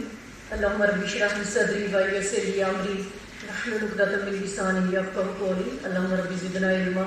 صلی اللہ علی حبیبہ محمد وآلہ وسلم بعدد کل معلوم لک. ایک بات تو میں پہلے تھوڑی سی ڈفرینٹ کرنا چاہوں گی اپنے موضوع سے. وہ اس لیے کہ کانفرنس کا ٹرینڈ جو ہے یہ پاکستان میں یا مسلم دنیا میں مغرب سے آیا ہے. مغرب میں جب کانفرنسز ہوئیں, ان کے تھنک ٹینک نے سوچا, عوام نے اس کو اختیار کیا, تو اس طرح سے انہوں نے دنیا کو بدل ڈالا کہ پوری دنیا کو غلام بنا دیا. اگر میں بہت بریف چلوں تو ایک ایسی کانفرنس جو تقریباً کوئی 20-30 لوگوں کے درمیان ہوگی. بعض لوگ اس کو پروننسیشن میں اس کو روتھشائلڈ کرتے ہیں, بعض لوگ شائلڈ کرتے ہیں, جو بھی ہو. 1773 میں جرمن ایک بہت امیر فیملی نے ایک بینک کے نیچے تہ خانے کے اندر 1 مہینے تک اپنے تھنک ٹینکس کو اکٹھے کیا اور انہوں نے 24 پروٹوکولز, جسٹ 24 چیزیں طے کی کہ ہم نے یہ کرنی ہے. اور میں نے ان کو ایک ایک پروٹوکول کا انالیسس کیا تو میں نے یہ دیکھا کہ وہ تقریباً پورے ہو چکے ہیں, یعنی وہ اپنے گولز کو اچیو کر چکے ہیں. انہوں نے اپنے پلان کو کس طرح سے خفیہ رکھا کہ 1773 میں ہونے والی یہ میٹنگ جو ایک مہینہ ہوتی رہی تھی, یہ 1903 میں وہ باکس جو تھا وہ رشیا سے ملا اور اس کو جب کمپوز کروا کے پبلش کروایا گیا تو پروٹوکولز آف ایلڈرز آف زائنس کے نام سے وہ کتاب چھپی ہے. اب اس کا اردو ترجمہ بھی ہو چکا ہے, ہر لائبریری کی تقریباً موجود ہے, نیٹ پر موجود ہے. ذرا اس کے ایک ایک پروٹوکولز کو غور سے دیکھ لیجئے گا، اور پھر کس طرح سے زندگی کی ساری ڈومینز میں وہ لوگ غالب آ چکے ہیں، اس کو بھی دیکھ لیجئے گا۔ میں نے کم از کم اپنی اس عمر کے اندر کوئی کم از کم 40-45 کانفرنسز میں تو حصہ لیا ہوگا اور پیپر پڑھے ہوں گے۔ جو میری باشعور زندگی کی پہلی کانفرنس تھی وہ 2003 میں تھی۔ 2003 میں جب میں قومی سیرت کانفرنس میں گئی، مجھے آل اوور پاکستان پہلا ایوارڈ ملا تھا، وہ تھا نئے عالمی نظام کی تشکیل اور امت مسلمہ کی ذمہ داریاں۔ 2 دن پر مشتمل تھی، بہت قیمتی اور جید مقالات سنے، لیکن 2 دن میں اس چیز کو آبزرو کرتی رہی کہ وہی لوگ جو کہہ رہے تھے کہ نبی مکرم صلی اللہ علیہ وآلہ وسلم نے خندق جو تھی وہ پیٹ پر پتھر باندھ کر کھودی تھی، وہی جب کھانے کی پلیٹیں سامنے آئیں، کھانا سامنے آیا تو اس طرح ٹوٹ پڑے کہ آدھے لوگوں کے کھانے بچے ہوئے تھے پلیٹ کے اندر، کھا کر کہ کتنا انسان کھا سکتا ہے۔ آپ پیٹ کا حجم پتہ ہوتا ہے، ساری عمر کھاتے رہے ہیں، مجھے پتا ہے میری ڈائٹ کتنی میں اس سے زیادہ لوں گی تو میں اللہ کے یہاں گنہگار ہوں گی، میں اس کو نہیں کھاؤں گی۔ تو پلیٹیں بھری ہوئی پڑی تھی اور آدھے لوگ جو ہم جیسے پیچھے تھے تھوڑا سا رش کم ہو جائے تو وہ کھڑے دیکھ رہے تھے اور وزارت نظر کی بول جاتی، اتنے پیسے لگانے کے باوجود بے بس کھڑی تھی کہ لوگوں نے اندھا دھند پلیٹیں بھری تھی۔ کیا ہم عالمی نظام تشکیل دے سکتے ہیں؟ صرف توجہ یہ ہے کہ ان سیرت کانفرنسز سے اگر ہم کچھ لے کر نہیں اٹھتے تو ہم اللہ کے یہاں جواب دہ ہوں گے۔ میں نے آپ کی کانفرنس کا ایک چھوٹا سا تجزیہ کیا ہے، وہ میں نے تجزیہ اس طرح سے کیا ہے کہ میرے تمام اندازے شماریات اندازے پر مشتمل ہیں۔ مثلا جو وقت آپ نے ان 2 دنوں میں لگایا وہ 6580 گھنٹے بنتا ہے، ٹھیک ہے؟ یہ وہ جو مہمانوں کو یہاں بلانے کے بعد جو وقت صرف ہوا، جس میں میں نے 35 لوگوں کا تقریباً وقت لگایا ہے، فی پرسن 72 گھنٹے، کیونکہ ہم جب سے چلے اور جب تک واپس جائیں گے قریب بھی ہوں تو ہمارے 3 دن لگ جائیں گے، آدھا دن پہلے آنے کا، جانے کا تقریباً 3 دن کا، اس کو تھوڑا سا ایوریج شمار کر لیجیے گا۔ اسی طرح سے میرے جو اسٹوڈنٹ بیٹھے تقریباً 500 اسٹوڈنٹ 3 گھنٹے کے لیے بیٹھے آپ کے کل بڑے ہال میں، 1500 گھنٹہ قوم کا لگا۔ اس کے بعد آج کے اس سیشن کو میں نے کاؤنٹ کیا تو 2520 گھنٹے بنے، کیونکہ 6500 تقریباً 80 گھنٹے بنے، جسے اگر دنوں کی اس میں ڈالوں تو 1% کے 280 دن تقریباً بنے، یعنی میری زندگی کے 1 سال کا اتنا حصہ میں نے 365 دن میں سے اتنا حصہ میں نے نبی مہربان صلی اللہ علیہ وسلم کے نام پر وقف کیا۔ لیکن کیا میں اس میں سے اپنی زندگی کے لیے کیا لے کر جاؤں گی؟ وہ نقشے آپ نے ابھی سنے ہیں، میں نے بہت نقشے دیکھے ہیں، وہ اتنے نقشے دیکھے ہیں کہ سام ٹائم میں تنہائی میں اونچی اونچی روتی ہوں کہ یا اللہ جس سے بات کرتے ہیں وہ کہتا ہے قرب قیامت ہے ایسا ہی ہوگا، تو یا اللہ میں کل آپ کو کیا منہ دکھاؤں گی، ہم آپ کے دین کی کیا حفاظت کر کے آئے۔ نہ مرغا آڑے آتا ہے نہ ریش آڑے آتی ہے۔ بہت سے ایسے واقعات جن کو میں پرسنلی نہیں بتاؤں گی، صرف اشارہ کروں گی کہ اگر عزیز کہیں ایک جگہ فیل ہو گیا تو دوسری جگہ وہ سلیکٹ ہو گیا ایز اے لیکچرر، وہاں وہ پوزیشن لے گیا۔ کیسے لے گیا پوزیشن؟ مثلا کچھ کو میں خود پرسنل جانتی ہوں کہ ایک بچی ایسی تھی جسے میرے پاس وہ فیل ہوتی تھی کہ بڑی کوشش کے باوجود بھی اس کی عزیزہ نے مجھ سے سفارش کی یونیورسٹی میں، کہیں کسی اور یونیورسٹی میں وہ تھی، کہنے لگی اس کو پاس کر دے۔ میں نے کہا نہیں، میں پڑھانا چھوڑ دوں گی اگر میں نے بے ایمانی کی۔ ایک بے ایمان شخص استاد نہیں بن سکتا۔ آپ صلی اللہ علیہ وسلم نے کیا فرمایا ہے؟ اللہ دینا لمن لا امانت له۔ تو میں تو پوری قوم کی امانتوں کو سمیٹ کر بیٹھی ہوں۔ قوم میرے اوپر اپنی آمدن کا کتنا بڑا حصہ میری تنخواہ کی صورت میں مجھے دے رہی ہے۔ اس نے وہاں سے نکلوایا، اس کو کسی اور ڈپارٹمنٹ لے گئی، وہاں جا کے اس نے گولڈ میڈل لیا، ٹھیک ہے، جس کی الف بے بھی سیدھی نہیں تھی۔ کتنے وہ منافق استاد تھے جنہوں نے اس بچی کو گولڈ میڈل دے دیا؟ کیا جواب دیں گے کل وہ قوم کو ایک نااہل استاد دے کر؟ وہ نااہل استاد آنے والی نسلوں کا بیڑا غرق کرے گا۔ تو ہم ساری جامعات، پاکستان کی ساری جامعات کا انالیسس کر لیجئے، بے شمار مثالیں آپ کو مل جائیں گی کہ فلاں کی بیٹی ہے اس لیے سلیکٹ ہوگی، فلاں کا بیٹا ہے اس لیے سلیکٹ ہوگا۔ اہلیت بنیاد نہیں رہی۔ اور قرآن کریم ہمیں کیا حکم دیتا ہے؟ ان اللہ یأمرکم ان تؤدوا الامانات الی اہلیہا۔ تو کیا سیرت سے، ان کانفرنسز سے ہم سیکھتے ہیں، اپنے ساتھ لے کر جاتے ہیں؟ میں نے اس پہلی شعوری کانفرنس کے بعد یہ طے کیا تھا کہ میں نبی صلی اللہ علیہ وسلم کی سیرت کو، اپنی جان کو خرچ کر کے لوگوں کو سکھاؤں گی، اور الحمدللہ میں جتنا کر سکی یہ اللہ کے ہاں اس کو ریاکاری نہ سمجھا جائے، صرف تعریف نہیں تعارف کے لیے بتا رہی ہوں کہ میں نے اس کے بعد اپنی زندگی کو اس کے لیے وقف کر دیا اور الحمدللہ مجھے 15 ایوارڈ دوبارہ ملے. لیکن میرا ایک طریقہ کار کیا ہے کہ جب میں مقالہ لکھتی ہوں تو میں کم از کم 100 کتاب پڑھ لیتی ہوں. اب اس 100 کتاب کے پڑھنے سے میں ایک استاد کے اس لیول سے اس لیول پر جاؤں گی. فائدہ کس کو ہوگا؟ اسٹوڈنٹس کو ہوگا. اگلے سال کا مقالہ لکھوں گی یہاں جاؤں گی، پھر آگے آگے اسی طرح ہر استاد ترقی کرتا ہے. اور اگر استاد سیکھنا چھوڑ دیتا ہے، استاد بددیانت ہو جاتا ہے، تو یاد رکھیے گا، یہ میں سائنسی زبان نہیں، یہ میں شاید جو روحانیت کو جانتے ہیں ان کی زبان سے بات کروں گی کہ ہر شخص کی باڈی سے شعائیں نکلتی ہیں. اگر دیانتدار ہے تو دیانتداری کی شعائیں نکلیں گی، اگر بد دیانت ہے تو بد دیانتی کی شعائیں نکلیں گی. میں نے معصوم بچیوں کو دیکھا کہ اس کی ماں چور تھی تو وہ بچی بھی معصومیت میں ہی چوری کر رہی تھی. یعنی اتنا شخصیات کا اثر ہوتا ہے. تو جس کلاس میں استاد وہ کھڑا ہو جو کسی کے کندھے پر سوار ہو کر آیا ہو، جسے آج بھی اس بات کی ضرورت ہو کہ میں اس کی ہاں میں ہاں اس لیے ملاؤں کہ میں اس کے کندھے پر سوار ہو کر آیا ہوں، اس نے قوم کی تقدیر کیا بدلنی ہے. وہ قوم کی تقدیر نہیں بدل سکے گا. ہمیں ان سیرت کانفرنسز سے میں نے مالی اعتبار سے حساب لگایا، اس کانفرنس میں اگر ڈاکٹر سجیدہ شاید کہیں کم از کم مالی اعتبار سے 10 لاکھ روپیہ تو لگا ہوگا. ہمارے لیے اتنا اچھا کھانا بنایا، اتنے لوگ ہماری سروس پر موجود رہے، ہم بہت شکر گزار ہیں. مہمان کا یہ حق ہوتا ہے اور آپ کا یہ فرض تھا. لیکن پوری قوم کی معیشت میں سے، اس قوم کے جس کو چائے کے ایک کپ کا اشارہ دیا جا رہا ہے، اس کی معیشت میں سے 10 لاکھ روپے 280 دن صرف کیے جائیں اور اس کے بعد میرے بچے بچیاں کوڑا ذہن لے کر اٹھ جائیں، ان کے اندر ایک تبدیلی مثبت نہ آئے، تو کہنے والی میں ذمہ دار ہوں گی کہ میرے قول میں کوئی اثر نہیں تھا. جو بات دل سے نکلتی ہے وہ اثر رکھنا چاہیے اسے. شاید باتیں ہمارے دل سے نہیں، گلے گلے سے اوپر سے آ جاتی ہیں، اس لیے یا ہم خود بے عمل ہوتے ہیں. ہمیں ان کانفرنسز کو یاد رکھنا چاہیے. مغرب نے وہ ایک کانفرنس کی 200 سال اس نے اپنے ٹارگٹ کو پوشیدہ رکھے، اور جب رشیا سے وہ چھپی تو تب کرسچنز کو پتا چلا کہ جیوز نے ہمارے خلاف کیا لکھا ہے. اب ذرا آپ دیکھ لیجئے، ایک ایک پروٹوکول ہمارے گھر میں ثابت ہو چکا. مثلاً ایک پروٹوکول اگر میں کہوں کہ مذہبی طبقے کی اہمیت ختم کر دی جائے، آپ دیکھ لیجئے جس بھی وجہ سے ہوئی وہ ایک الگ داستان ہے. کیوں؟ مذہبی لوگ بھی سارے نہیں، معذرت کے ساتھ میرے کلام میں اگر کوئی تلخی ہو تو مجھے معاف کیجیے. کہتے ہیں چمن میں تلخ نوائی میری گوارا کر کہ زہر بھی کبھی کرتا ہے کار دریا. تو میں چونکہ دیکھتی ہوں، بیتتی ہوں، میں جب وعدہ خلافی دیکھتی ہوں نا کسی مدرسے کے محتمم سے، تو آپ تصور نہیں کر سکتے میں کتنا کٹ جاتی ہوں. اور میں چونکہ متحدہ علماء بورڈ کی باڈی میں ہوں، پنجاب علماء بورڈ کی باڈی میں کوئی مجھے 8-10 سال ہو گئے. مختلف باڈیز میں میں نے لوگوں کو بہت قریب سے دیکھا.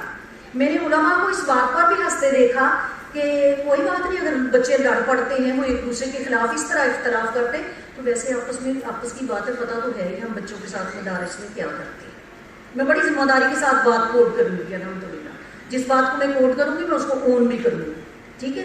کیا ہم نے یہ قیمتی پوٹینشیل جو ماں باپ نے اپنے بچے ہمارے پاس بھیجے، ہم نے ان کا تماشا بنایا، ہم نے ان کو فقہ بازی سکھائی، ہم نے تو ان کو شیر و شکر بنا کے، قوت بنا کے نبی مہربان صلی اللہ علیہ وسلم کا پیغام پوری دنیا تک پہنچانا تھا. تو کیا ہمیں اللہ معاف کرے گا؟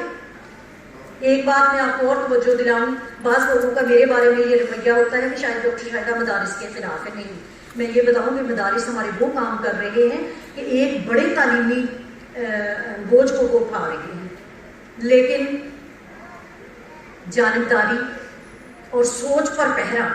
کیا کوئی دعویٰ کر سکتا ہے ایسی کسی مدرسے میں سے بتا دیں کہ وہ اپنے مدرسے کے محتمم کو جا کے یہ کہہ سکتا ہے کہ سر آپ نے یہ جو فرمایا ہے یہ ٹھیک نہیں ہے، نبی صلی اللہ علیہ وسلم کی حدیث یا قرآن کریم کی آیت ہے؟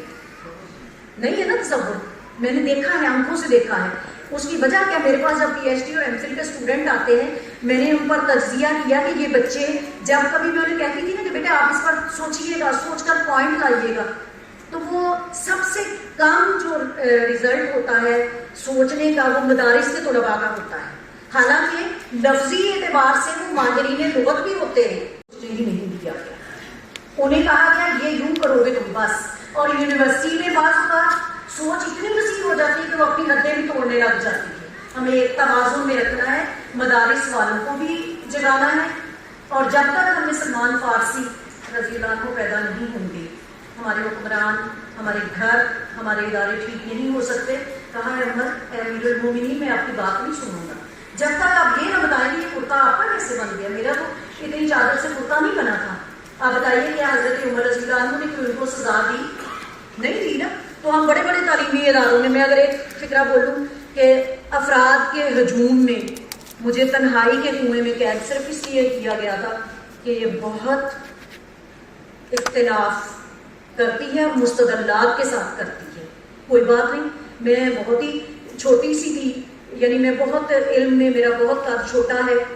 تو اگر میں امام سرخسی کی طرح سے 16 جلدیں تو نہ لکھ سکی اس ادے کنویں سے، لیکن میں نے 15 سیرت آرٹیکل لکھے الحمدللہ. اس سے میں نے جب اپنا پی ایچ ڈی کا کام کیا تو میں نے دیکھا کہ موضوع سے ہٹ کے جب ہم دیکھتے ہیں تو بہت ساری چیزیں ایسی ہیں. علی طارق صاحب کہہ رہے تھے ہمیں ملٹی ڈسپلنری کی طرف جانا ہوگا، اور میں اپنے بچوں کو دیکھتی ہوں کیونکہ میں ناول بھی پڑھتی ہوں، میں شعر و شاعری کرتی بھی ہوں، لکھتی بھی ہوں، پڑھتی بھی ہوں، ادیبانہ بھی میرا مزاج ہے تھوڑا سا. تو اس کے ساتھ ساتھ میں الحمدللہ دین کی امہات الکتب کی طرف بھی ہوتی ہوں. تو میں دیکھتی ہوں کہ بچوں کو سمجھنے کے لیے نفسیات کو سمجھنا بہت ضروری ہے. کہتے ہیں میڈم آپ کو کیسے پتہ چل جاتا ہے؟ مثلا میں کلاس میں نظر ڈالتی میں کہہ دیتی ہوں فلاں تمہیں اختر شماری کا مرض ہے. میڈم وہ کیا ہوتی ہے؟ میں نے کہا وہی جن کو رات کو نیند نہیں آتی، تارے گنتے ہیں اور غلط فیصلہ کر چکے ہوتے ہیں. ایک بچی ایسی کہنے لگی ایسا ہو ہی نہیں سکتا. میڈم آپ نے غلط اندازہ کہ میرے انسان کو غلطی ہو جاتی ہے. 2 سال بعد میرے پاس آئی ہاتھ جوڑ کے کہ میڈم میں اختر شماری آپ نے جو کہا تھا میں بالکل اس میں ہوں، مجھے بچا لیجیے. پھر خیر الحمدللہ ثم الحمدللہ میں نے اس پر بڑی محنت کی، اس کے ماں باپ سے ملی، بہت کوششیں کی.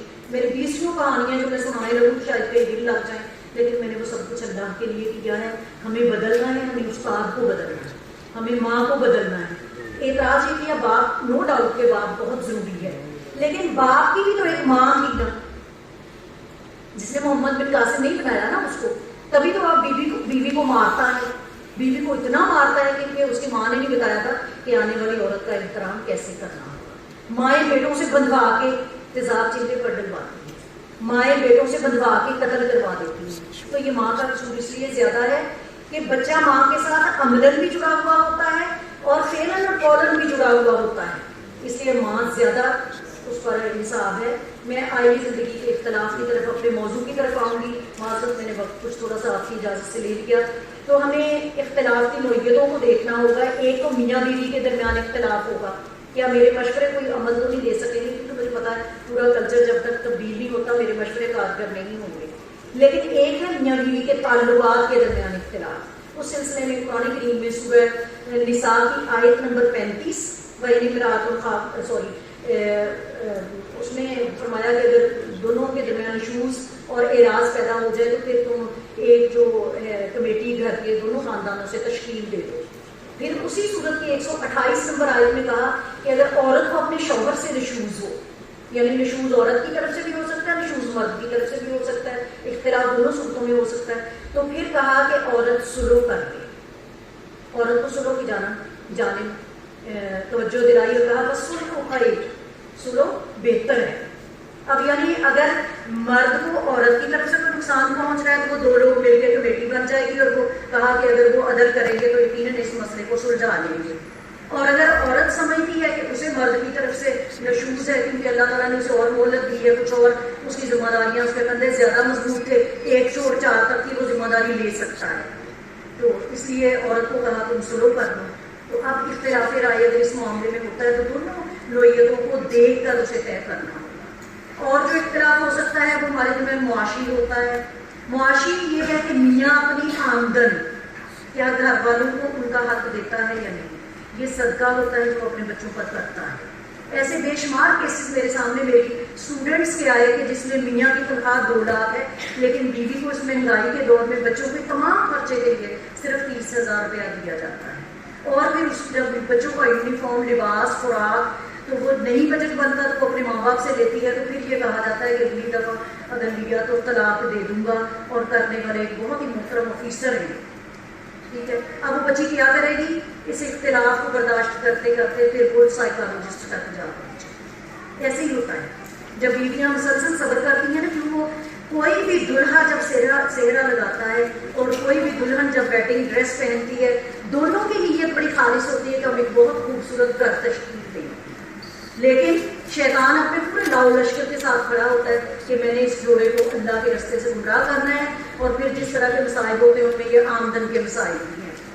तो मियाँ छुपा के रखता है, या अपने बहन भाइयों पर खर्च करता है, घर वालों को मोहताज रखता है, या घर वालों पर सिर्फ खर्च करता है, बाकी फैमिली को नज़रअंदाज करता है। एक तवाज़ुन इस सिलसिले में, लेकिन ये सदका होगा जो आपने अपने घर वालों का किया।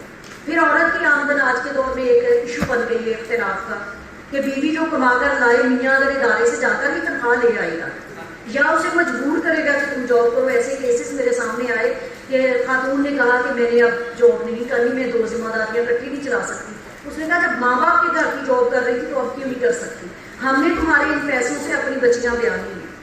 तो औरत की आमदन पर किसका इख्तियार है? कि अल्लाह के रसूल सल्लल्लाहु अलैहि वसल्लम ने वाज़ेह कर दिया कि जो कुछ लिरिजाली नसीबों में मक्तसब वलिनिसाई नसीबों में मक्तसबन। और ये भी मैं बता दूँ कि औरत कभी घर से दूर अपना माल ज़ाया नहीं करती, उसे घर से बड़ी मोहब्बत होती है। सिवाय कुछ चंद एक मिसालों के मैं कहूँ, हमारी बच्चियाँ, हमारी ख़वातीन, हमारे बच्चे अपने घरों से बहुत मोहब्बत रखते हैं अल्हम्दुलिल्लाह, और हमें जो मज़ीद बिगाड़ पैदा हो रहे हैं उसको बचाना है। इसी तरह फिर एक इख्तिलाफ मियाँ बीवी के दरमियान होता है बच्चों की तालीम और तरबियत के संबंध में। तो बच्चे को कहाँ पढ़ाना है? अगर मर्द मॉडर्न है और बीवी अल्लाह के दीन को ज़्यादा जानती तो फिर एक इख्तिलाफ पैदा हो जाता है। अब क्या किया जाए, उसमें झगड़े होते हैं। वहाँ भी फिर यही होता है कि एक दूसरे को समझने की कोशिश की जाए, तहम्मुल और बुर्दबारी से एक दूसरे को समझाया जाए। फिर इसी तरह से जब शादी ब्याह का मामला आता है तो आप सब ने फरमाया ना कि बच्ची का जब निकाह करना हो तो उसकी वालदा से जरूर पूछो। तो ऐसे में भी होता है कि माँ बेचारी बेबस एक बच्ची को लेके सहरा में निकलती है तो कुत्ते छुड़वा दिए जाते हैं। आपको याद होगा ना कि ये थोड़े से साल पहले की बात है, सहरा में कुत्तों ने माँ और बेटी दोनों की कब्र बना दी। तो ये वो हमारे आईजी इख्तिलाफात हैं जिनमें नौइयत के एतबार से हमें आदाब का ख्याल रखना होगा, और गुस्सते ज़र्फ़ी का मुज़ाहिरा करते हुए हमें रसूलुल्लाह सल्लल्लाहु अलैहि वसल्लम को अपनी मजलिस में नहीं बुलाना, हम सब ने उनके पास चले जाना। ठीक है, हम सब वहाँ जाएं और अपने साथ रहें। कम अज़ कम मैं तो यही सोचती हूँ कि जब मैं कुछ कहती हूँ, अली तारिक साहब से वो कह रहे थे मैं बच्चे को ऐसा करती हूँ, मैं अपने बच्चों को कहती होती हूँ बड़ों की एक वो हिकमत और दानाई से सीखने के लिए कि हमारी वालदा एक पंजाबी मुहावरा बोलती थी कि पुत तो मेरा भी मजियाँ चार लिया पर जो कोई दाढ़ी वाला ना हो। तो दाढ़ी वाले की हुर्मत और वो सब बच्चों ने रखना है ख्याल। तो वो शरारती आगे से कहता है मम्मा आपके तो दाढ़ी नहीं है।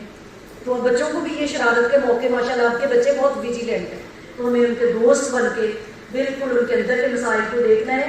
तालीमी इदारों में नफ्सियात की बात हो रही है कि मैं एक ऐसे इदारे का आपको बताऊंगी जहाँ साइकोलॉजिस्ट टीचर्स के लिए भी हैं, बच्चों के लिए भी हैं, लेकिन इतने हिडन केसेस हैं कि मेरा दिल चाहता है कि उस इदारे के सरबराह से मैं कहूँ कि काइंडली मुझे ज़रा बुलाइए, मैं इन बच्चों का कम अज़ कम कैथारसिस और कुछ नहीं तो कैथारसिस कर सकूँ।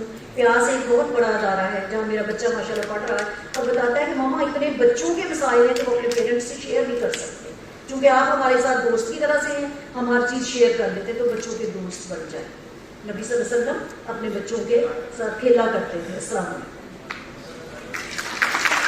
बहुत शुक्रिया मैडम साहबा की गुफ्तगू मैं जब भी सुनता हूँ तो मेरे दिल में ये ख्वाहिश पैदा होती है कि काश मैं मैडम साहबा का शागिर्द होता।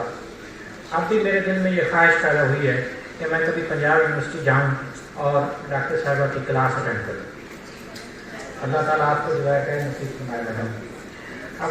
अब मैं इस मजलिस प्रोफेसर डॉक्टर मोहम्मद इदरीस लोधी साहब से गुजारिश करता हूँ कि वो तशरीफ़ लाएँ और इजहार ख्याल फरमाएँ।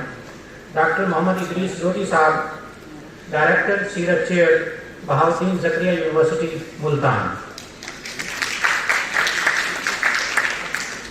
बिस्मिल्लाहिर्रहमानिर्रहीम, अस्सलाम वालेकुम वरहमतुल्लाह। मेरे मजलिस असल में मिस्कीन मजलिस होता है जो सबको सुनता है लेकिन अपनी भी सुना सकता है। मैं हकीकी और रस्मी और अखलाकी हर एतबार से डॉक्टर सबीना कौसर साहबा को, उनकी टीम को, शेख जामिया को, नीम साहब तशरीफ फरमा है, मेरी बहन डॉक्टर रहीला कुरैशी साहबा जिन्होंने इशार किया, मुझे इज्जत बख्शी, तो मैं सबको मुबारकबाद पेश करता हूँ। और जितने माशाल्लाह मुकर्रर हज़रात ने यहाँ आकर गुफ्तगू की है बल्कि अगर मैं ये कहूँ कि गुफ्तगू का हक अदा किया है और जो हुस्न खात्मा के तौर पर अल्हम्दुलिल्लाह जो मैडम ने बातें की हैं बड़ी अमली बात है, बहुत ही तवज्जो तलब बात है। मैडम गुफ्तगू कर रही थी और मेरे जहन में एक बात का शेर बार बार आ रहा था, जलवतियाँ में बदरता और निगाहों मुतबा खलवतियाँ में मैं कदा कम तलब तही कर। मेरी बेटी भी तशरीफ फरमा है, एक बहुत बड़े मुफक्किर मुसन्निफ मुहक्किक, ख़वातीन की मजलिस में जब फर्स्ट टाइम उन्होंने एड्रेस किया, खिताब किया, फरमाने लगे कि मैं मर्दों से ज़्यादा औरतों में दीन का काम करना चाहता हूँ। एक तो ये हमारी आबादी का 50% है और बकिया 50% भी इनकी गोद में पल के जवान होता है, लिहाजा 50 जमा 50 बराबर है 100% क्रेडिट बच्चे होता है। उन्होंने जो बात नस्ल में कही, इकबाल ने वही बात नज़म में कह दी, घर के पंदे दरवेशे पदीरी हजार उम्मत अमीरत नदी बतूल बाशो पिन्हा शो अदी असर के दर अगोशे शबीरे बनी। मुसलमान बच्चियों से, बहनों से, बेटियों से मुखातिब होकर फरमाते हैं कि अगर तुम मेरी एक बात मान जाओ, कोई कॉन्फ्रेंस नहीं है, कोई रिकमेंडेशन नहीं है, कोई थीसिस नहीं है, कोई मकाला नहीं, सिर्फ एक बात है और दूसरी बात मैं नहीं करूँगा क्योंकि पहली बात उनकी इतनी कंप्लीट है कि दूसरी की ज़रूरत नहीं। एक बात अगर आप मेरी मान जाएंगी, कायनात ख़त्म हो जाएगी, तुम्हारी तरबियत का फैज़ ख़त्म नहीं होगा। अपने अंदर सैयदा फातिमा जैसे औसाफ पैदा करो, हसन हुसैन जैसे बच्चे तुम्हारी गोद में परवान करें।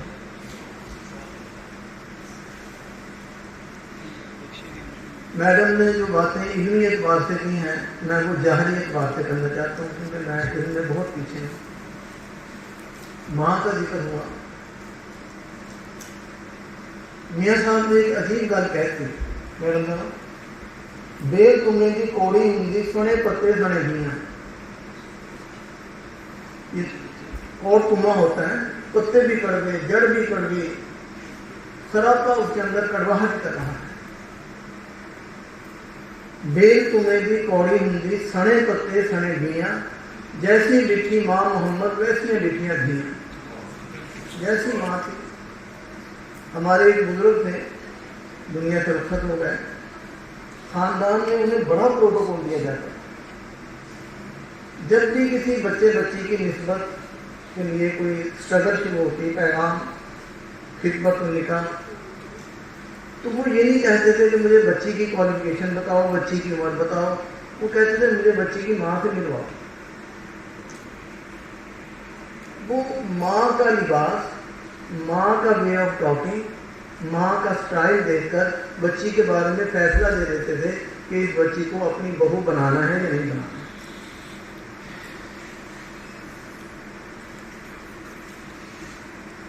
डॉक्टर शनाज साहब ने जो अपने ख्यालात वो तो कह रही थी कि मुंतशिर हैं, लेकिन मुझे बड़े मुनज़्ज़म लगे। जैसी बातें उन्होंने शेयर की, डॉक्टर सानी साहब जिन्हें मैं पहले भी मिला था और मैंने अर्ज़ किया था कि लासानी साहब, थोड़ा सा मैंने लफ्ज़ी तसर्रुफ़ किया। अली तारिक के बारे में तो ऐसा कहाँ से लाम पे गुस्सा कहती थी।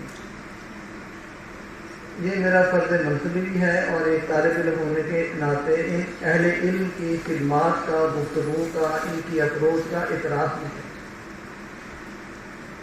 डॉक्टर चौधरी साहब बैठे हैं, शामिल नदीम साहब हैं, ये तमाम बातें मुझे उम्मीद है मैडम सजीला साहबा कॉन्फ्रेंस की फाइंडिंग, इसकी सिफारिशात और नताइज वो बिलाखिर बनने तो लाइब्रेरी की ज़ीनत है, लेकिन कोई ऐसा वसीयत एहतराम की बात मैं आपसे शेयर करूँगा कि हमारी शख्सियत की ज़ीनत है।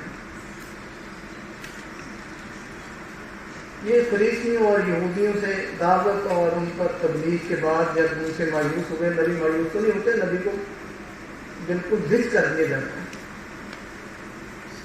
تو اپنی دعوت کرو.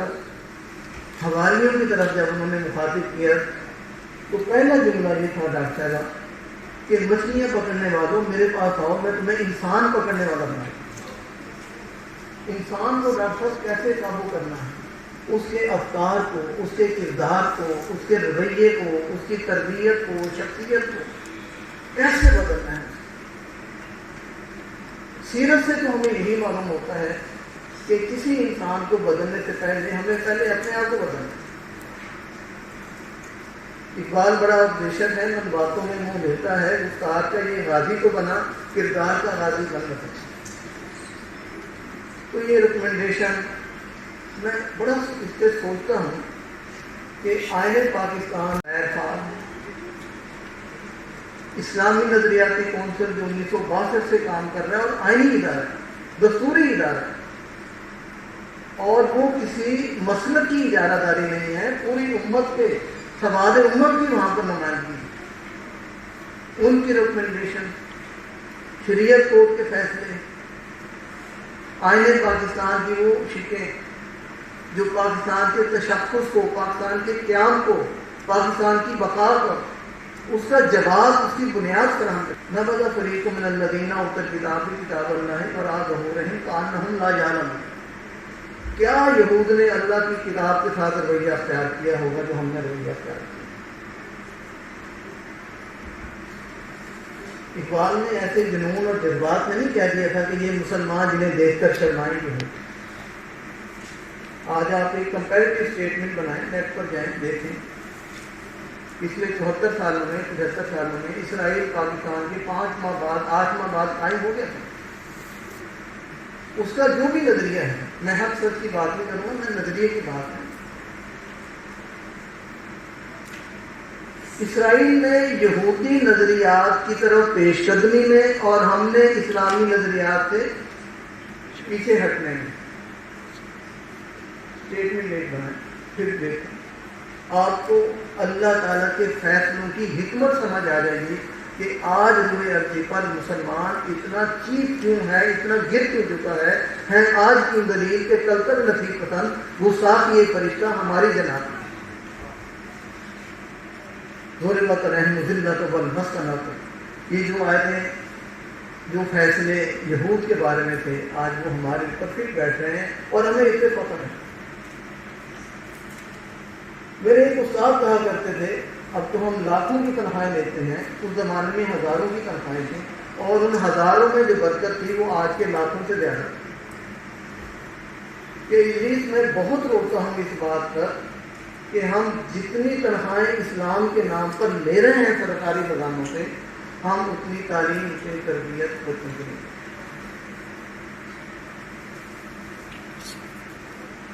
اب تو وہ رونے والے نہیں، اب تو رونے والے سال سال اس قوم میں نظر آتے ہیں. اب تک وہ لوگ چشم ساحجواہی سے جو کرتے ہیں ظالم لوگ، والمستغفرین بالاسحار کانوا قریبا من اللہ مما یہجعون وبالاسحار هم یستغفرون. اب تو چیزیں نہیں، اب وہ چیزیں نہیں. لیکن بہرحال یہ میں کوئی معاذ اللہ کوئی مایوسی کی بات نہیں کر رہا، میں وہ تلخیاں، وہ بیریئر کہ سینٹ چیئر بہت سی یونیورسٹی میں قائم ہے، وائس چانسلر مسلمان ہے، ڈین مسلمان ہے، چیئرمین مسلمان ہے، ارباب اختیار مسلمان ہے، کوئی کمپنی کی حکومت نہیں ہے. کوئی سیرت کا پروجیکٹ لے کر جائیں، ایسے ایسے بیریئر آگے لگائے جاتے ہیں. یہ تو جناب اس کی تو فنڈنگ ہی نہیں ہو سکتی. یعنی جن کا ہم نام لیتے ہیں، جن کا ہم کلمہ پڑھتے ہیں، وہ پیٹ پہ پتھر باندھ کے سیرت کا کام کرتے تھے. ہمارے پاس تمام ارلوں کے لیے، پروٹوکول کے لیے، سیلف پروجیکشن کے لیے تمام یونیورسٹیوں کے پاس ڈاکٹر نوید صاحب، میں نے آپ کو ٹائم دوران جیل میں پاس تھا.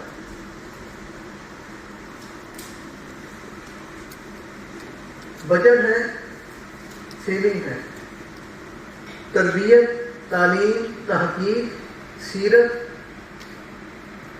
جنہیں ہم اپنی تقریروں میں تخلیق وجہ کائنات کہتے ہیں، ان کی سیرت کے لیے نہ وقت ہے نہ بجٹ.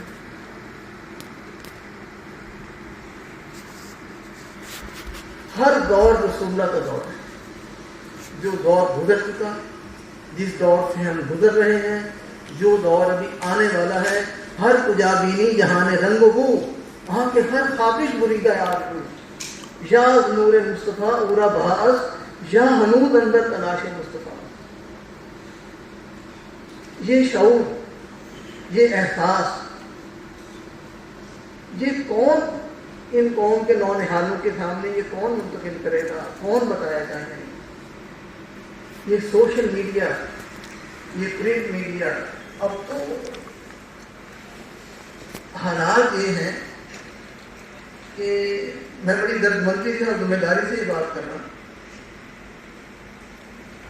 ایک ڈرامہ تھا ARY پر، یہ میں 2014 کی بات کر رہا ہوں.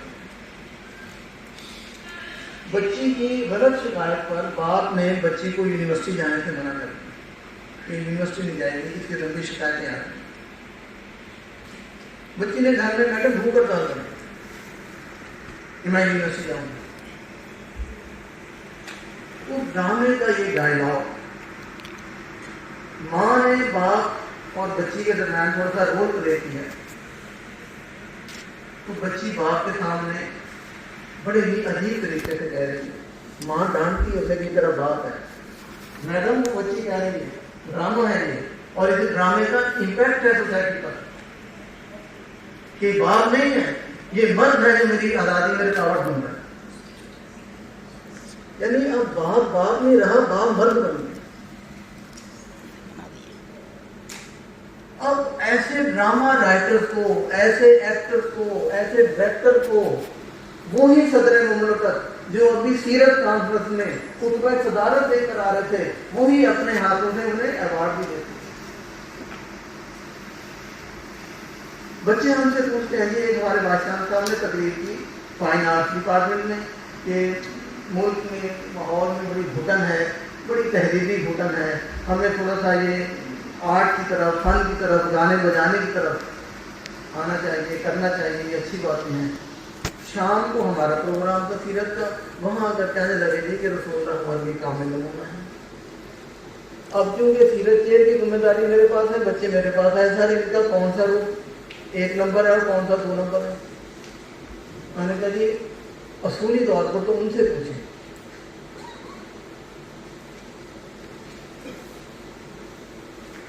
یہ جو تضاد ہے، ہم سیرت کی خدمت نہیں کر رہے اس تضاد کی وجہ سے، اس شخصی تضاد کی وجہ سے، جو میڈم شہناز غازی نے کہا کہ جماعت کو ہمارا قسم اتامرون الناس بالبر وتنسون انفسکم وانتم تتلون الکتاب افلا تعقلون، کہ لوگوں کو تم نیکی کا حکم دیتے ہو اور اپنی ذات کو فراموش کر دیتے ہو. یہ وہ تضادات ہیں، ہمارے قومی تضادات، ہمارے تعلیمی تضادات. بچہ اسی وجہ سے ہماری بات نہیں سنتا کہ میری بات میرے کردار سے میچ نہیں کرتا، میرا لباس میری بات سے میچ نہیں کرتا.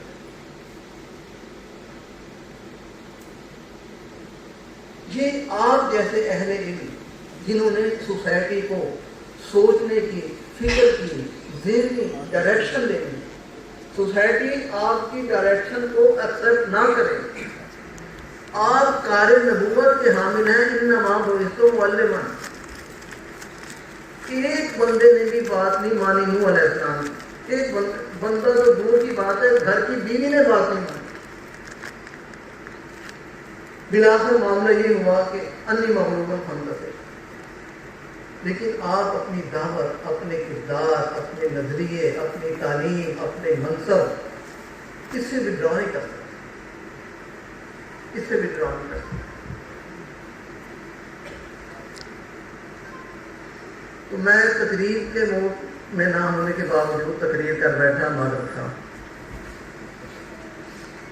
میں آخر میں پھر مبارکباد دی، خراج تحسین دی، اور اس امید کے ساتھ کہ بھلے کوئی اس سیرت کانفرنس کی ریکمنڈیشن پر، فائنڈنگ پر کوئی عمل کرے نہ کرے، میں عمل کروں. کیوں या अय्युहल्लज़ीना आमनू अलैकुम अनफुसकुम, सबसे पहली और सबसे बड़ी जिम्मेदारी हर शख्स की उसकी जाती जिम्मेदारी है। मैडम रहीला ने को अनफुसकुम वाहिकुम नारा की बात की, सबसे पहले अपने आप को जहन्नम से बचाना है। आज मैं सारी रात मोबाइल से खेलते हुए अपने बच्चे को मोबाइल से मना करता हूँ, मेरे पास कोई अखलाकी जवाब नहीं।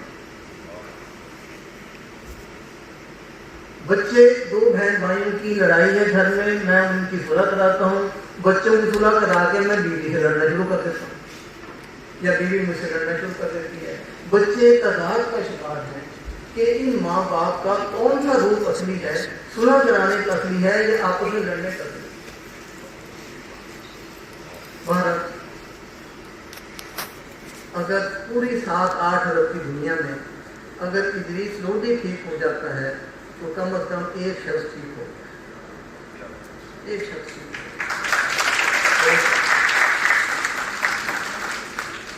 डॉक्टर मोहम्मद इदरीस लोधी साहब सदारत इरशाद फरमा रहे थे, मैं इस्लामिक यूनिवर्सिटी ऑफ बहावलपुर के pro vice chancellor doctor Nabeel Akhtar साहब का शुक्रगुजार हूँ जो इस नशिस्त में तशरीफ़ लाए हैं। सर आपकी आमद का बहुत बहुत शुक्रिया। आज़ीन मोहतरम, जिस शख्सियत ने अंत तक मेहनत की और अपनी टीम डायरेक्टर सीरत चेयर डॉक्टर सलीला कौसर साहिबा ने जो आपके सामने इस कॉन्फ्रेंस की सिफारिशात भी पेश करेंगी और कलमात तशक्कुर भी आपके सामने पेश करेंगी। डॉक्टर सलीला कौसर साहिबा।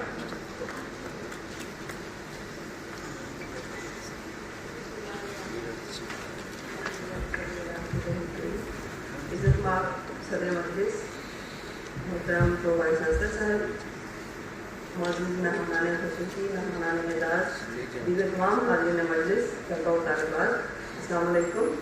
वक्त की किल्लत का मुझे बहुत अच्छी तरह से अंदाज़ा है और मैं ख़ुसूसी शुक्रगुज़ार हूँ मोहतरम प्रो वाइस चांसलर साहब की, अपने तमाम तर मसरूफियात के बावजूद, अपने नाज़राती सेहत के बावजूद जो हमें बार बार टाइम दे रहे हैं, हमारे सेशंस को ज्वाइन कर रहे हैं। ये यकीनन उनकी अल्लाह के नबी की उस ज़ात के साथ की मोहब्बत का इजहार है जिसमें हम कुछ चीज़ें शो ऑफ करने के हवाले से नहीं कहते। ये सिर्फ एक मोहब्बत होती है और खींच के लाती है उस अजीम तर मकसद की तरफ। अल्लाह ताला हम सबको इस अजीम मकसद के ऊपर कारबंद रखे और हम इस खिदमत को जारी और सारी रखें। और ये खिदमत यकीनन हम कोई भी सीरत तैयबा के हवाले से कोई भी सर्विस हम देते हैं तो अल्लाह ताला उसको हमारे लिए खुश आखिरत के तौर पर कबूल करे। इस कॉन्फ्रेंस और कॉन्फ्रेंस का जो मुशावरती इजलास था जिसमें हमारा मेन मकसद एक मुल्क की तमाम जो सीरत चेयर्स और सीरत सेंटर, सीरत डिपार्टमेंट्स के माबैन एक कोलैबोरेशन बिल्ड करना था, एक राब्ता बिल्ड करना था और हम चाह रहे थे कि हम फ्यूचर में सीरत चेयर की एक्टिविटीज़ को इस अंदाज से चलाएं जिसमें इसका जो पोटेंशियल है वो भरपूर तरीके से सामने आ सके। तो तमाम अहले इल्म कल से टॉपिक के ऊपर अपने प्रेजेंटेशन भी पेश कर रहे हैं और हमारी रहनुमाई कर रहे हैं इस अहम तरीन असली मौजू के ऊपर। इसके साथ साथ कल का जो मुशावरती इजलास था उसमें जो स्कॉलर्स की सिफारिशात थी मैं बिल्कुसार वो आपकी खिदमत में पेश करना चाहूँगी। पहली जो सिफारिश थी वो ये थी कि सीरत का एक जामे इंडेक्स कायम किया जाना चाहिए। सीरत का एक रिसर्च जर्नल मजल्ला अल सीरा के नाम से कायम किया जाएगा जिसके लिए नेशनल इंटरनेशनल एडवाइजरी बोर्ड की तश्कील भी अनकरीब हम कर पाएंगे। सीरत सहिया का मौजम तैयार किया जाएगा। बड़े पैमाने पर महाफिल सीरत, मजालिस सीरत और नात की मजालिस का अहतमाम किया जाएगा। इलाकाई सतह पर सीरत की कोई अच्छी किताब तहरीर की जाए। लोक सीरत इसके हवाले से एक छोटा काम होगा, नया काम होगा, इसको शुरू करवाया जाना चाहिए। सोशल साइंटिस्ट की एक मजलिस बुलाई जाए और उनसे मसाइल लेकर उनका हल सीरत तैयबा की रोशनी में पेश करने की कोशिश की जाए क्योंकि असली मसाइल को हम जब ही समझ सकते हैं जब हम रेलिवेंट लोगों को ऑन बोर्ड लें और इस सीरत तैयबा का जो दायराकार है इसको हम जब भी प्रैक्टिकली समझ सकेंगे कि ये इम्प्लीमेंट होने जा रहा है जब हम सोसाइटी के उन तमाम जो सेगमेंट्स हैं, जो इदारे हैं, जो पहलू हैं उनको हम साथ मिलाते चलेंगे। तो उन तमाम शोबों के साथ इंशाल्लाह फ्यूचर में कैसी कोलैबोरेशन कायम की जाएगी जिसमें सीरत तैयबा की रोशनी में रहनुमाई की ज़रूरत है। ख़वातीन के हुकूक पर सीरत तैयबा की रोशनी में काम कराया जाएगा। नौजवानों में अखलाकियात सीरत को अपनाने के लिए अमली इक़दामात किए जाएँ। فقہ سیرہ مکی اور مدنی دور پر کام ہونا چاہیے. نیز اس سلسلے میں رہنمائی کے لیے اسلامی نظریاتی کونسل میں پیش ہونے والے مسائل کے حل میں وقت بڑھائے جائیں. سیرت چیئر کا اہتمام یہ بھی ہونا چاہیے کہ جو مستشرق آپ صلی اللہ علیہ وسلم کی ذات اقدس پر جو اعتراضات کرتے ہیں ان کا علمی اور تحقیقی جواب دیا جائے. بچوں کے لیے سیرت ایجوکیشنل چینل، سیرت میوزیم بنایا جائے. ایک ہی وقت میں بچہ مکمل طور پر آپ صلی اللہ علیہ وسلم کی سیرت کے واقعات کو دیکھ سکے اور ویژول جو چیزیں ہوتی ہیں اس کا جو انسانی شخصیت کے اوپر اثر ہے وہ ہم جانتے ہیں. سیرت کے لیے ایک یوٹیوب چینل بھی بنایا جائے. سیرت پر چھوٹے چھوٹے ٹیمپلیٹ بنائے جائیں اور پھر ان کی فیس بک پر اور ٹویٹر پر اشاعت کی جائے. اختلاف رائے اور مکالمہ پر ایک فریم چارٹ بنایا جائے اور اس کو سرکاری اور نیم سرکاری جامعات، کالجز، اسکولز کے بورڈز پر آویزن کیا جائے. او لیول اور اے لیول کے نصاب سیرت کا جائزہ لیا جائے اور اس میں نوجوانوں کے لیے وہ عملی جہاد پیش کیے جائیں جس کا نوجوانوں کے کردار سے تعلق ہو. بچوں اور بچیوں کو عفت اور عصمت کے فروغ کے لیے نصاب میں وہ موضوعات شامل کیے جائیں.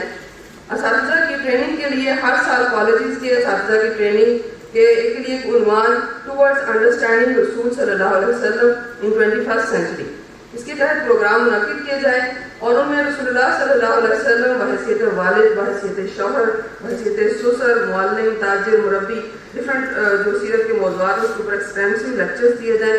نوجوان نسل کے نت نئے اعتراضات کا جواب کلامیات سیرت یعنی لاجیکل آرگیومنٹس کی بنا پر کیا جائے. فیکلٹی کی سطح پر دروس سیرہ کا انعقاد کیا جائے. اس کے لیے سیرہ سوسائٹی کا قیام عمل میں لایا جائے گا انشاءاللہ بہت جلد اور وہ اپنی ایکٹیویٹیز اس حوالے سے کرے گی. باہمی رابطے کے لیے ایک سالانہ سطح پر اس قسم کی مجالس کا اہتمام کیا جائے تاکہ سیرت پر کام جو ہو رہا ہے مختلف اداروں میں اس پہ ریپیٹیشن نہ ہو اور کام آپس میں کراس چیک ہوتا رہے. نوجوانوں میں تطہیر فکر اور تعمیر فکر پر خصوصی طور پر توجہ دی جائے. فن سیرت نگاری پر اشاریے اور انڈیکس قائم کیے جائیں. نیشنل سیرت ریسرچ کاؤنسل بنائی جائے اور اس کی متعلقہ اداروں سے منظوری کروائی جائے اور فردر وہ ایکریڈیشن باڈی بن کر فیوچر میں جتنی بھی ریسرچز ہیں وہ اس سے اپروو ہو کر ان کو کنٹینیو کروایا جائے. نبی کریم صلی اللہ علیہ وسلم بطور رسول حریت کے عنوان پر کام کروایا جائے. دینی مدارس کے ساتھ کے نظم سے روابط بڑھائے جائیں. یورپ، امریکہ اور عرب ممالک میں سیرت پر ہونے والے کام سے آگہی اور اس کے مربوط اور مؤثر اقدامات کی بڑی اور فوری ضرورت ہے. اس کے اوپر عمل کیا جائے. سوشل میڈیا اور عالمی میڈیا سے اس سلسلے میں استفادہ کیا جانا چاہیے. مختلف این جی اوز کے اشتراک سے ربائب نبوی کے موضوعات پر ورکشاپ آگاہی پروگرامز منعقد کروا کر سماج میں بے سہارا بچوں کے تحفظ کا شعور پیدا کیا جائے. عرب اور ہند کی سیرت نگاری میں مسلم خواتین کے کام کو نمایاں کیا جائے تاکہ خواتین میں مطالعہ سیرت اور سیرت نگاری کا ذوق پیدا ہو. فکر اقبال سے ماخوذ پیغام سیرت کو شامل نصاب کیا جائے. کم از کم مڈل سے ایم اے تک سیرت رسول کے متعلق ایک مستقل مضمون سلیبس کے اندر شامل ہو اور اس کے لیے انشاءاللہ جو بھی فیوچر میں لاہ عمل ہے ہم اس پہ کام کریں گے. چند ایک سفارشات ہی فردر ہم ان کو ریفائن کریں گے. میں انہیں بالاختصار ان چیزوں کو آپ کے سامنے رکھا ہے. انشاءاللہ اس کو ہم فردر ریفائن کر کے تمام ممبرس کو بھی پیش کریں گے. میں آخر میں شکریہ ادا کرنا چاہوں گی اس کانفرنس کے انعقاد کے سلسلے میں مجھے جن افراد کا جن تعاون مجھے رہا. یقیناً اداروں کی سطح پر ہم کوئی بھی ایکٹیویٹی کرتے ہیں تو اس کے اندر ڈفرینٹ پہلو ہیں جس کو ہمیں دیکھنا ہوتا ہے جس میں ہمیں تعاون اور معاونت کی ضرورت ہوتی ہے. ہائر ایڈمنسٹریشن سے یقیناً محترم وائس چانسلر صاحب انجینئر پروفیسر ڈاکٹر عطا محبوب صاحب کی میں تہہ دل سے شکر گزار ہوں جن کی مورل لاجسٹک تعاون کے بغیر یقیناً میں اس بڑے کام کو بالکل کرنے کا سوچ نہیں سکتی تھی. محترم وائس چانسلر صاحب کل سے آپ لوگوں کے سامنے ہیں. مسلسل ان کی جو معاونت ہے، ان کی رہنمائی ہے اور ان کا حوصلہ افزائی ہے وہ مسلسل ہمارے ساتھ شریک ہیں. میں اس سلسلے میں ان کی بھی شکر گزار ہوں. ہائی لیول کی ایڈمنسٹریشن کے ساتھ جتنا مرضی ہمارا تعاون بھی ہو، میں نہیں سمجھتی کہ ہم کسی بھی پروجیکٹ کو پائے تکمیل تک پہنچا سکتے ہیں جب تک ہمارے اپنے گھر میں جہاں بیٹھے ہوتے ہیں جہاں ہمیں کام کرنا ہے ہماری وہاں کی ایڈمنسٹریشن، وہاں کے لوگ، وہاں کی ٹیم ہمارے ساتھ نہ چلے. تو میں اس لحاظ سے خود کو بہت خوش قسمت سمجھتی ہوں کہ ہمارے جو dean faculty of Islamic learning محترم پروفیسر ڈاکٹر شیخ شفیق الرحمان صاحب وہ صرف نام کے شفیق نہیں ہیں، وہ صحیح معنوں میں شفیق ہیں. اور اس سے بڑے خوشی یہ ہے کہ 2 شفیقین ان کی شفقت میں رہ کر میں نے اس کام کو، اس پروجیکٹ کو، اور محترمہ میڈم راحیلہ صاحبہ یہ ہمارے بڑے ہیں، ہمارے استاد ہیں، ہماری رہنمائی کرتے ہیں، ہماری کمی کوتاہیوں کو، غلطیوں کو معاف کرتے ہیں، ہمیں گائیڈ کرتے ہیں. یقیناً ان کا بھرپور تعاون تھا جس کے ساتھ میں اس کام کو آرگنائز کر سکی اور ان چیزوں کو آگے بڑھا سکی. جو فیکلٹی کے مختلف ہمارے شعبہ جات کے ہیڈس تھے، ڈاکٹر ضیاء الرحمان صاحب، ڈاکٹر عمران صاحب، ڈاکٹر ابوالحسن شبیر صاحب، ڈاکٹر عبدالغفار صاحب اور ڈاکٹر سعید شیخ صاحب ہیں، ڈاکٹر غلام حیدر مدھیانہ، شفیق انجم صاحب، بے شمار باقی جتنے بھی اساتذہ، سوری ٹو سے اگر میں کسی کا نام نہیں لے پائی وقت کی قلت کے باعث. میں سب کی بے حد مشکور ہوں. انہوں نے مجھے بالکل کسی لمحے یہ محسوس نہیں ہونے دیا کہ یہ کوئی میرا پرسنل کوئی ایکٹیویٹی ہے جس کو میں رن کر رہی ہوں. انہوں نے اس کو بالکل اپنی پوری فیکلٹی کی ایکٹیویٹی کے طور پر لیا. ان کا بھرپور تعاون میرے ساتھ تھا اور مجھے یہی لگا کہ ہم ایک بڑی مضبوط ٹیم بن کر اس چیز کو کر رہے ہیں. اور میں پھر وہی بات کہوں گی کہ کیونکہ یہ اس مقدس ذات کا کام ہے جس کے لیے اللہ تعالیٰ اسباب پیدا کرتے ہیں، وسائل پیدا کرتے ہیں. ہم جب اس کی پلاننگ کر رہے تھے تو ہمارے لیے ہمیں اوڑھنے کے لیے کوئی کمفرٹر، کوئی بستر دے، ہمیں ٹھنڈ لگ رہی ہے. تو یہ یقیناً اس اللہ تعالیٰ کی ذات کا خاص کرم ہے، کیونکہ جب ہم اس راہ پہ چلتے ہیں، اس کے نبی کے خدمت کے لیے کوئی کام کرتے ہیں تو یقیناً اللہ تعالیٰ کی جو مدد ہے وہ ہمارے شامل حال ہوتی ہے، غیب سے مدد آتی ہے. میں آپ سب حاضرین کی بہت زیادہ شکر گزار ہوں اور اس کے ساتھ میں سب سے اجازت چاہوں گی. السلام علیکم.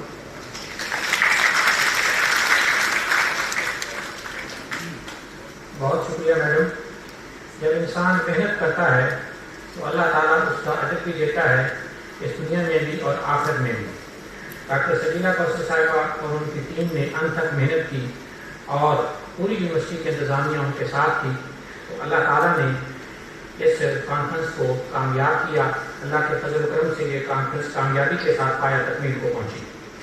ہمارے مقررین پاکستان کے دور دراز علاقوں سے، شہروں سے یہاں تشریف لائے ہیں اور ان کی یہ قربانی ہے، وقت کی قربانی، اور انہوں نے اپنی قیمتی مصروفیات کو چھوڑا، یہاں اس کانفرنس کو رونق بخشی. ہم نے ان کے لیے شیلڈز کا انتظام کیا ہے. یہ ایک ٹوکن آف لو ہے اور ان کے لیے ایک یادگار ہے. تو انہوں نے شیلڈز تقسیم کی جائیں گی. میں pro vice chancellor doctor Nabil Akhtar Sahab اور dean faculty of Islamic learning professor doctor Sheikh Shafiq الرحمان صاحب، ڈائریکٹر سیرت چیئر ڈاکٹر سبیلہ کوثر صاحبہ سے گزارش کروں گا کہ وہ مخصوص جگہ پر تشریف لائیں تاکہ ہم اپنے مقررین، اپنے مہمانوں میں شیلڈز تقسیم کر سکیں. میں سب سے پہلے گزارش کروں گا حافظ محمد عارف گانجی صاحب سے کہ وہ تشریف لائیں اور اپنی شیلڈ وصول کریں. حافظ محمد عارف گانجی صاحب کراچی سے تشریف لائیں.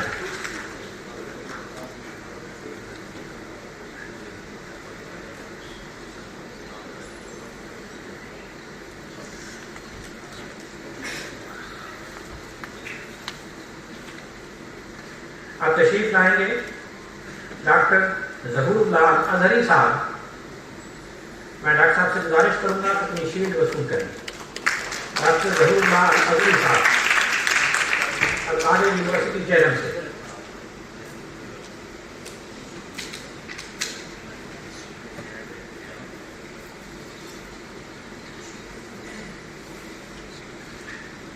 یونیورسٹی آف اوکارا سے ڈاکٹر عبدالغفار صاحب تشریف لائے ہیں. سر آپ اپنی شیلڈ وصول کریں.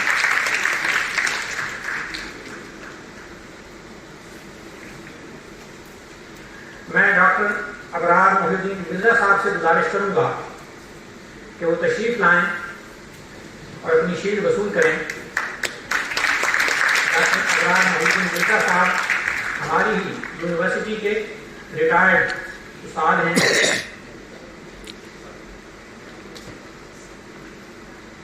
اب تشریف لائیں گے ڈاکٹر حافظ محمد ثانی صاحب.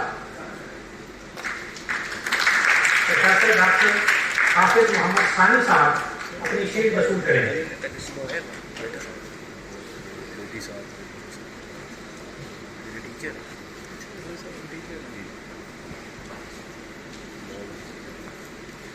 اب میں ملتمس ہوں پروفیسر ڈاکٹر شاہ معین الدین ہاشمی صاحب سے کہ وہ تشریف لائیں اور اپنی شیلڈ وصول کریں.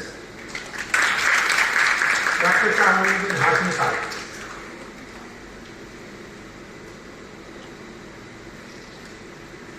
ڈاکٹر شہناز غازی صاحبہ سے گزارش ہے کہ وہ تشریف لائیں اور اپنی شیلڈ وصول کریں. ڈاکٹر صاحبہ کراچی سے تشریف لائی ہیں, یونیورسٹی آف کراچی سے.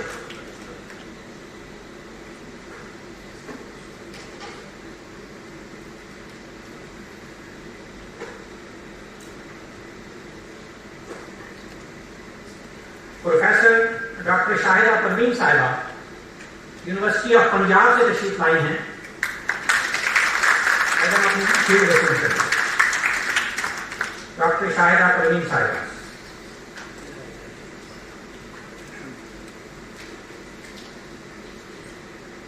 پروفیسر ڈاکٹر عامر قاسم صاحب سے گزارش ہے کہ وہ اپنی شیلڈ وصول کریں. ڈاکٹر عامر قاسم صاحب.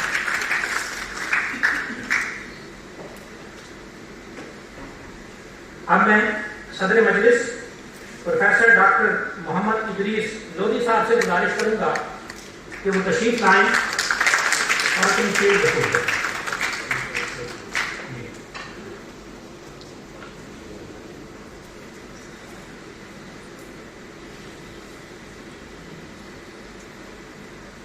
میں ڈاکٹر علی طارق صاحب سے گزارش کروں گا کہ وہ تشریف لائیں اور اپنی شیلڈ وصول کریں. ڈاکٹر علی طارق صاحب انٹرنیشنل اسلامک یونیورسٹی اسلام آباد سے تشریف لائے.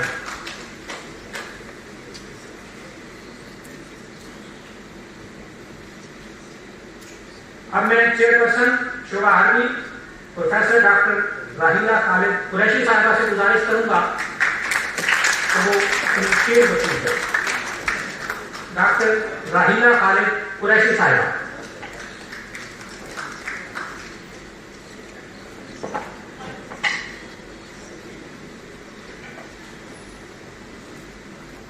سر آپ کا بہت بہت شکریہ. اس کے ساتھ ہی اس سیشن کے اختتام کا اعلان کیا جاتا ہے. جزاکم اللہ احسن الجزاء.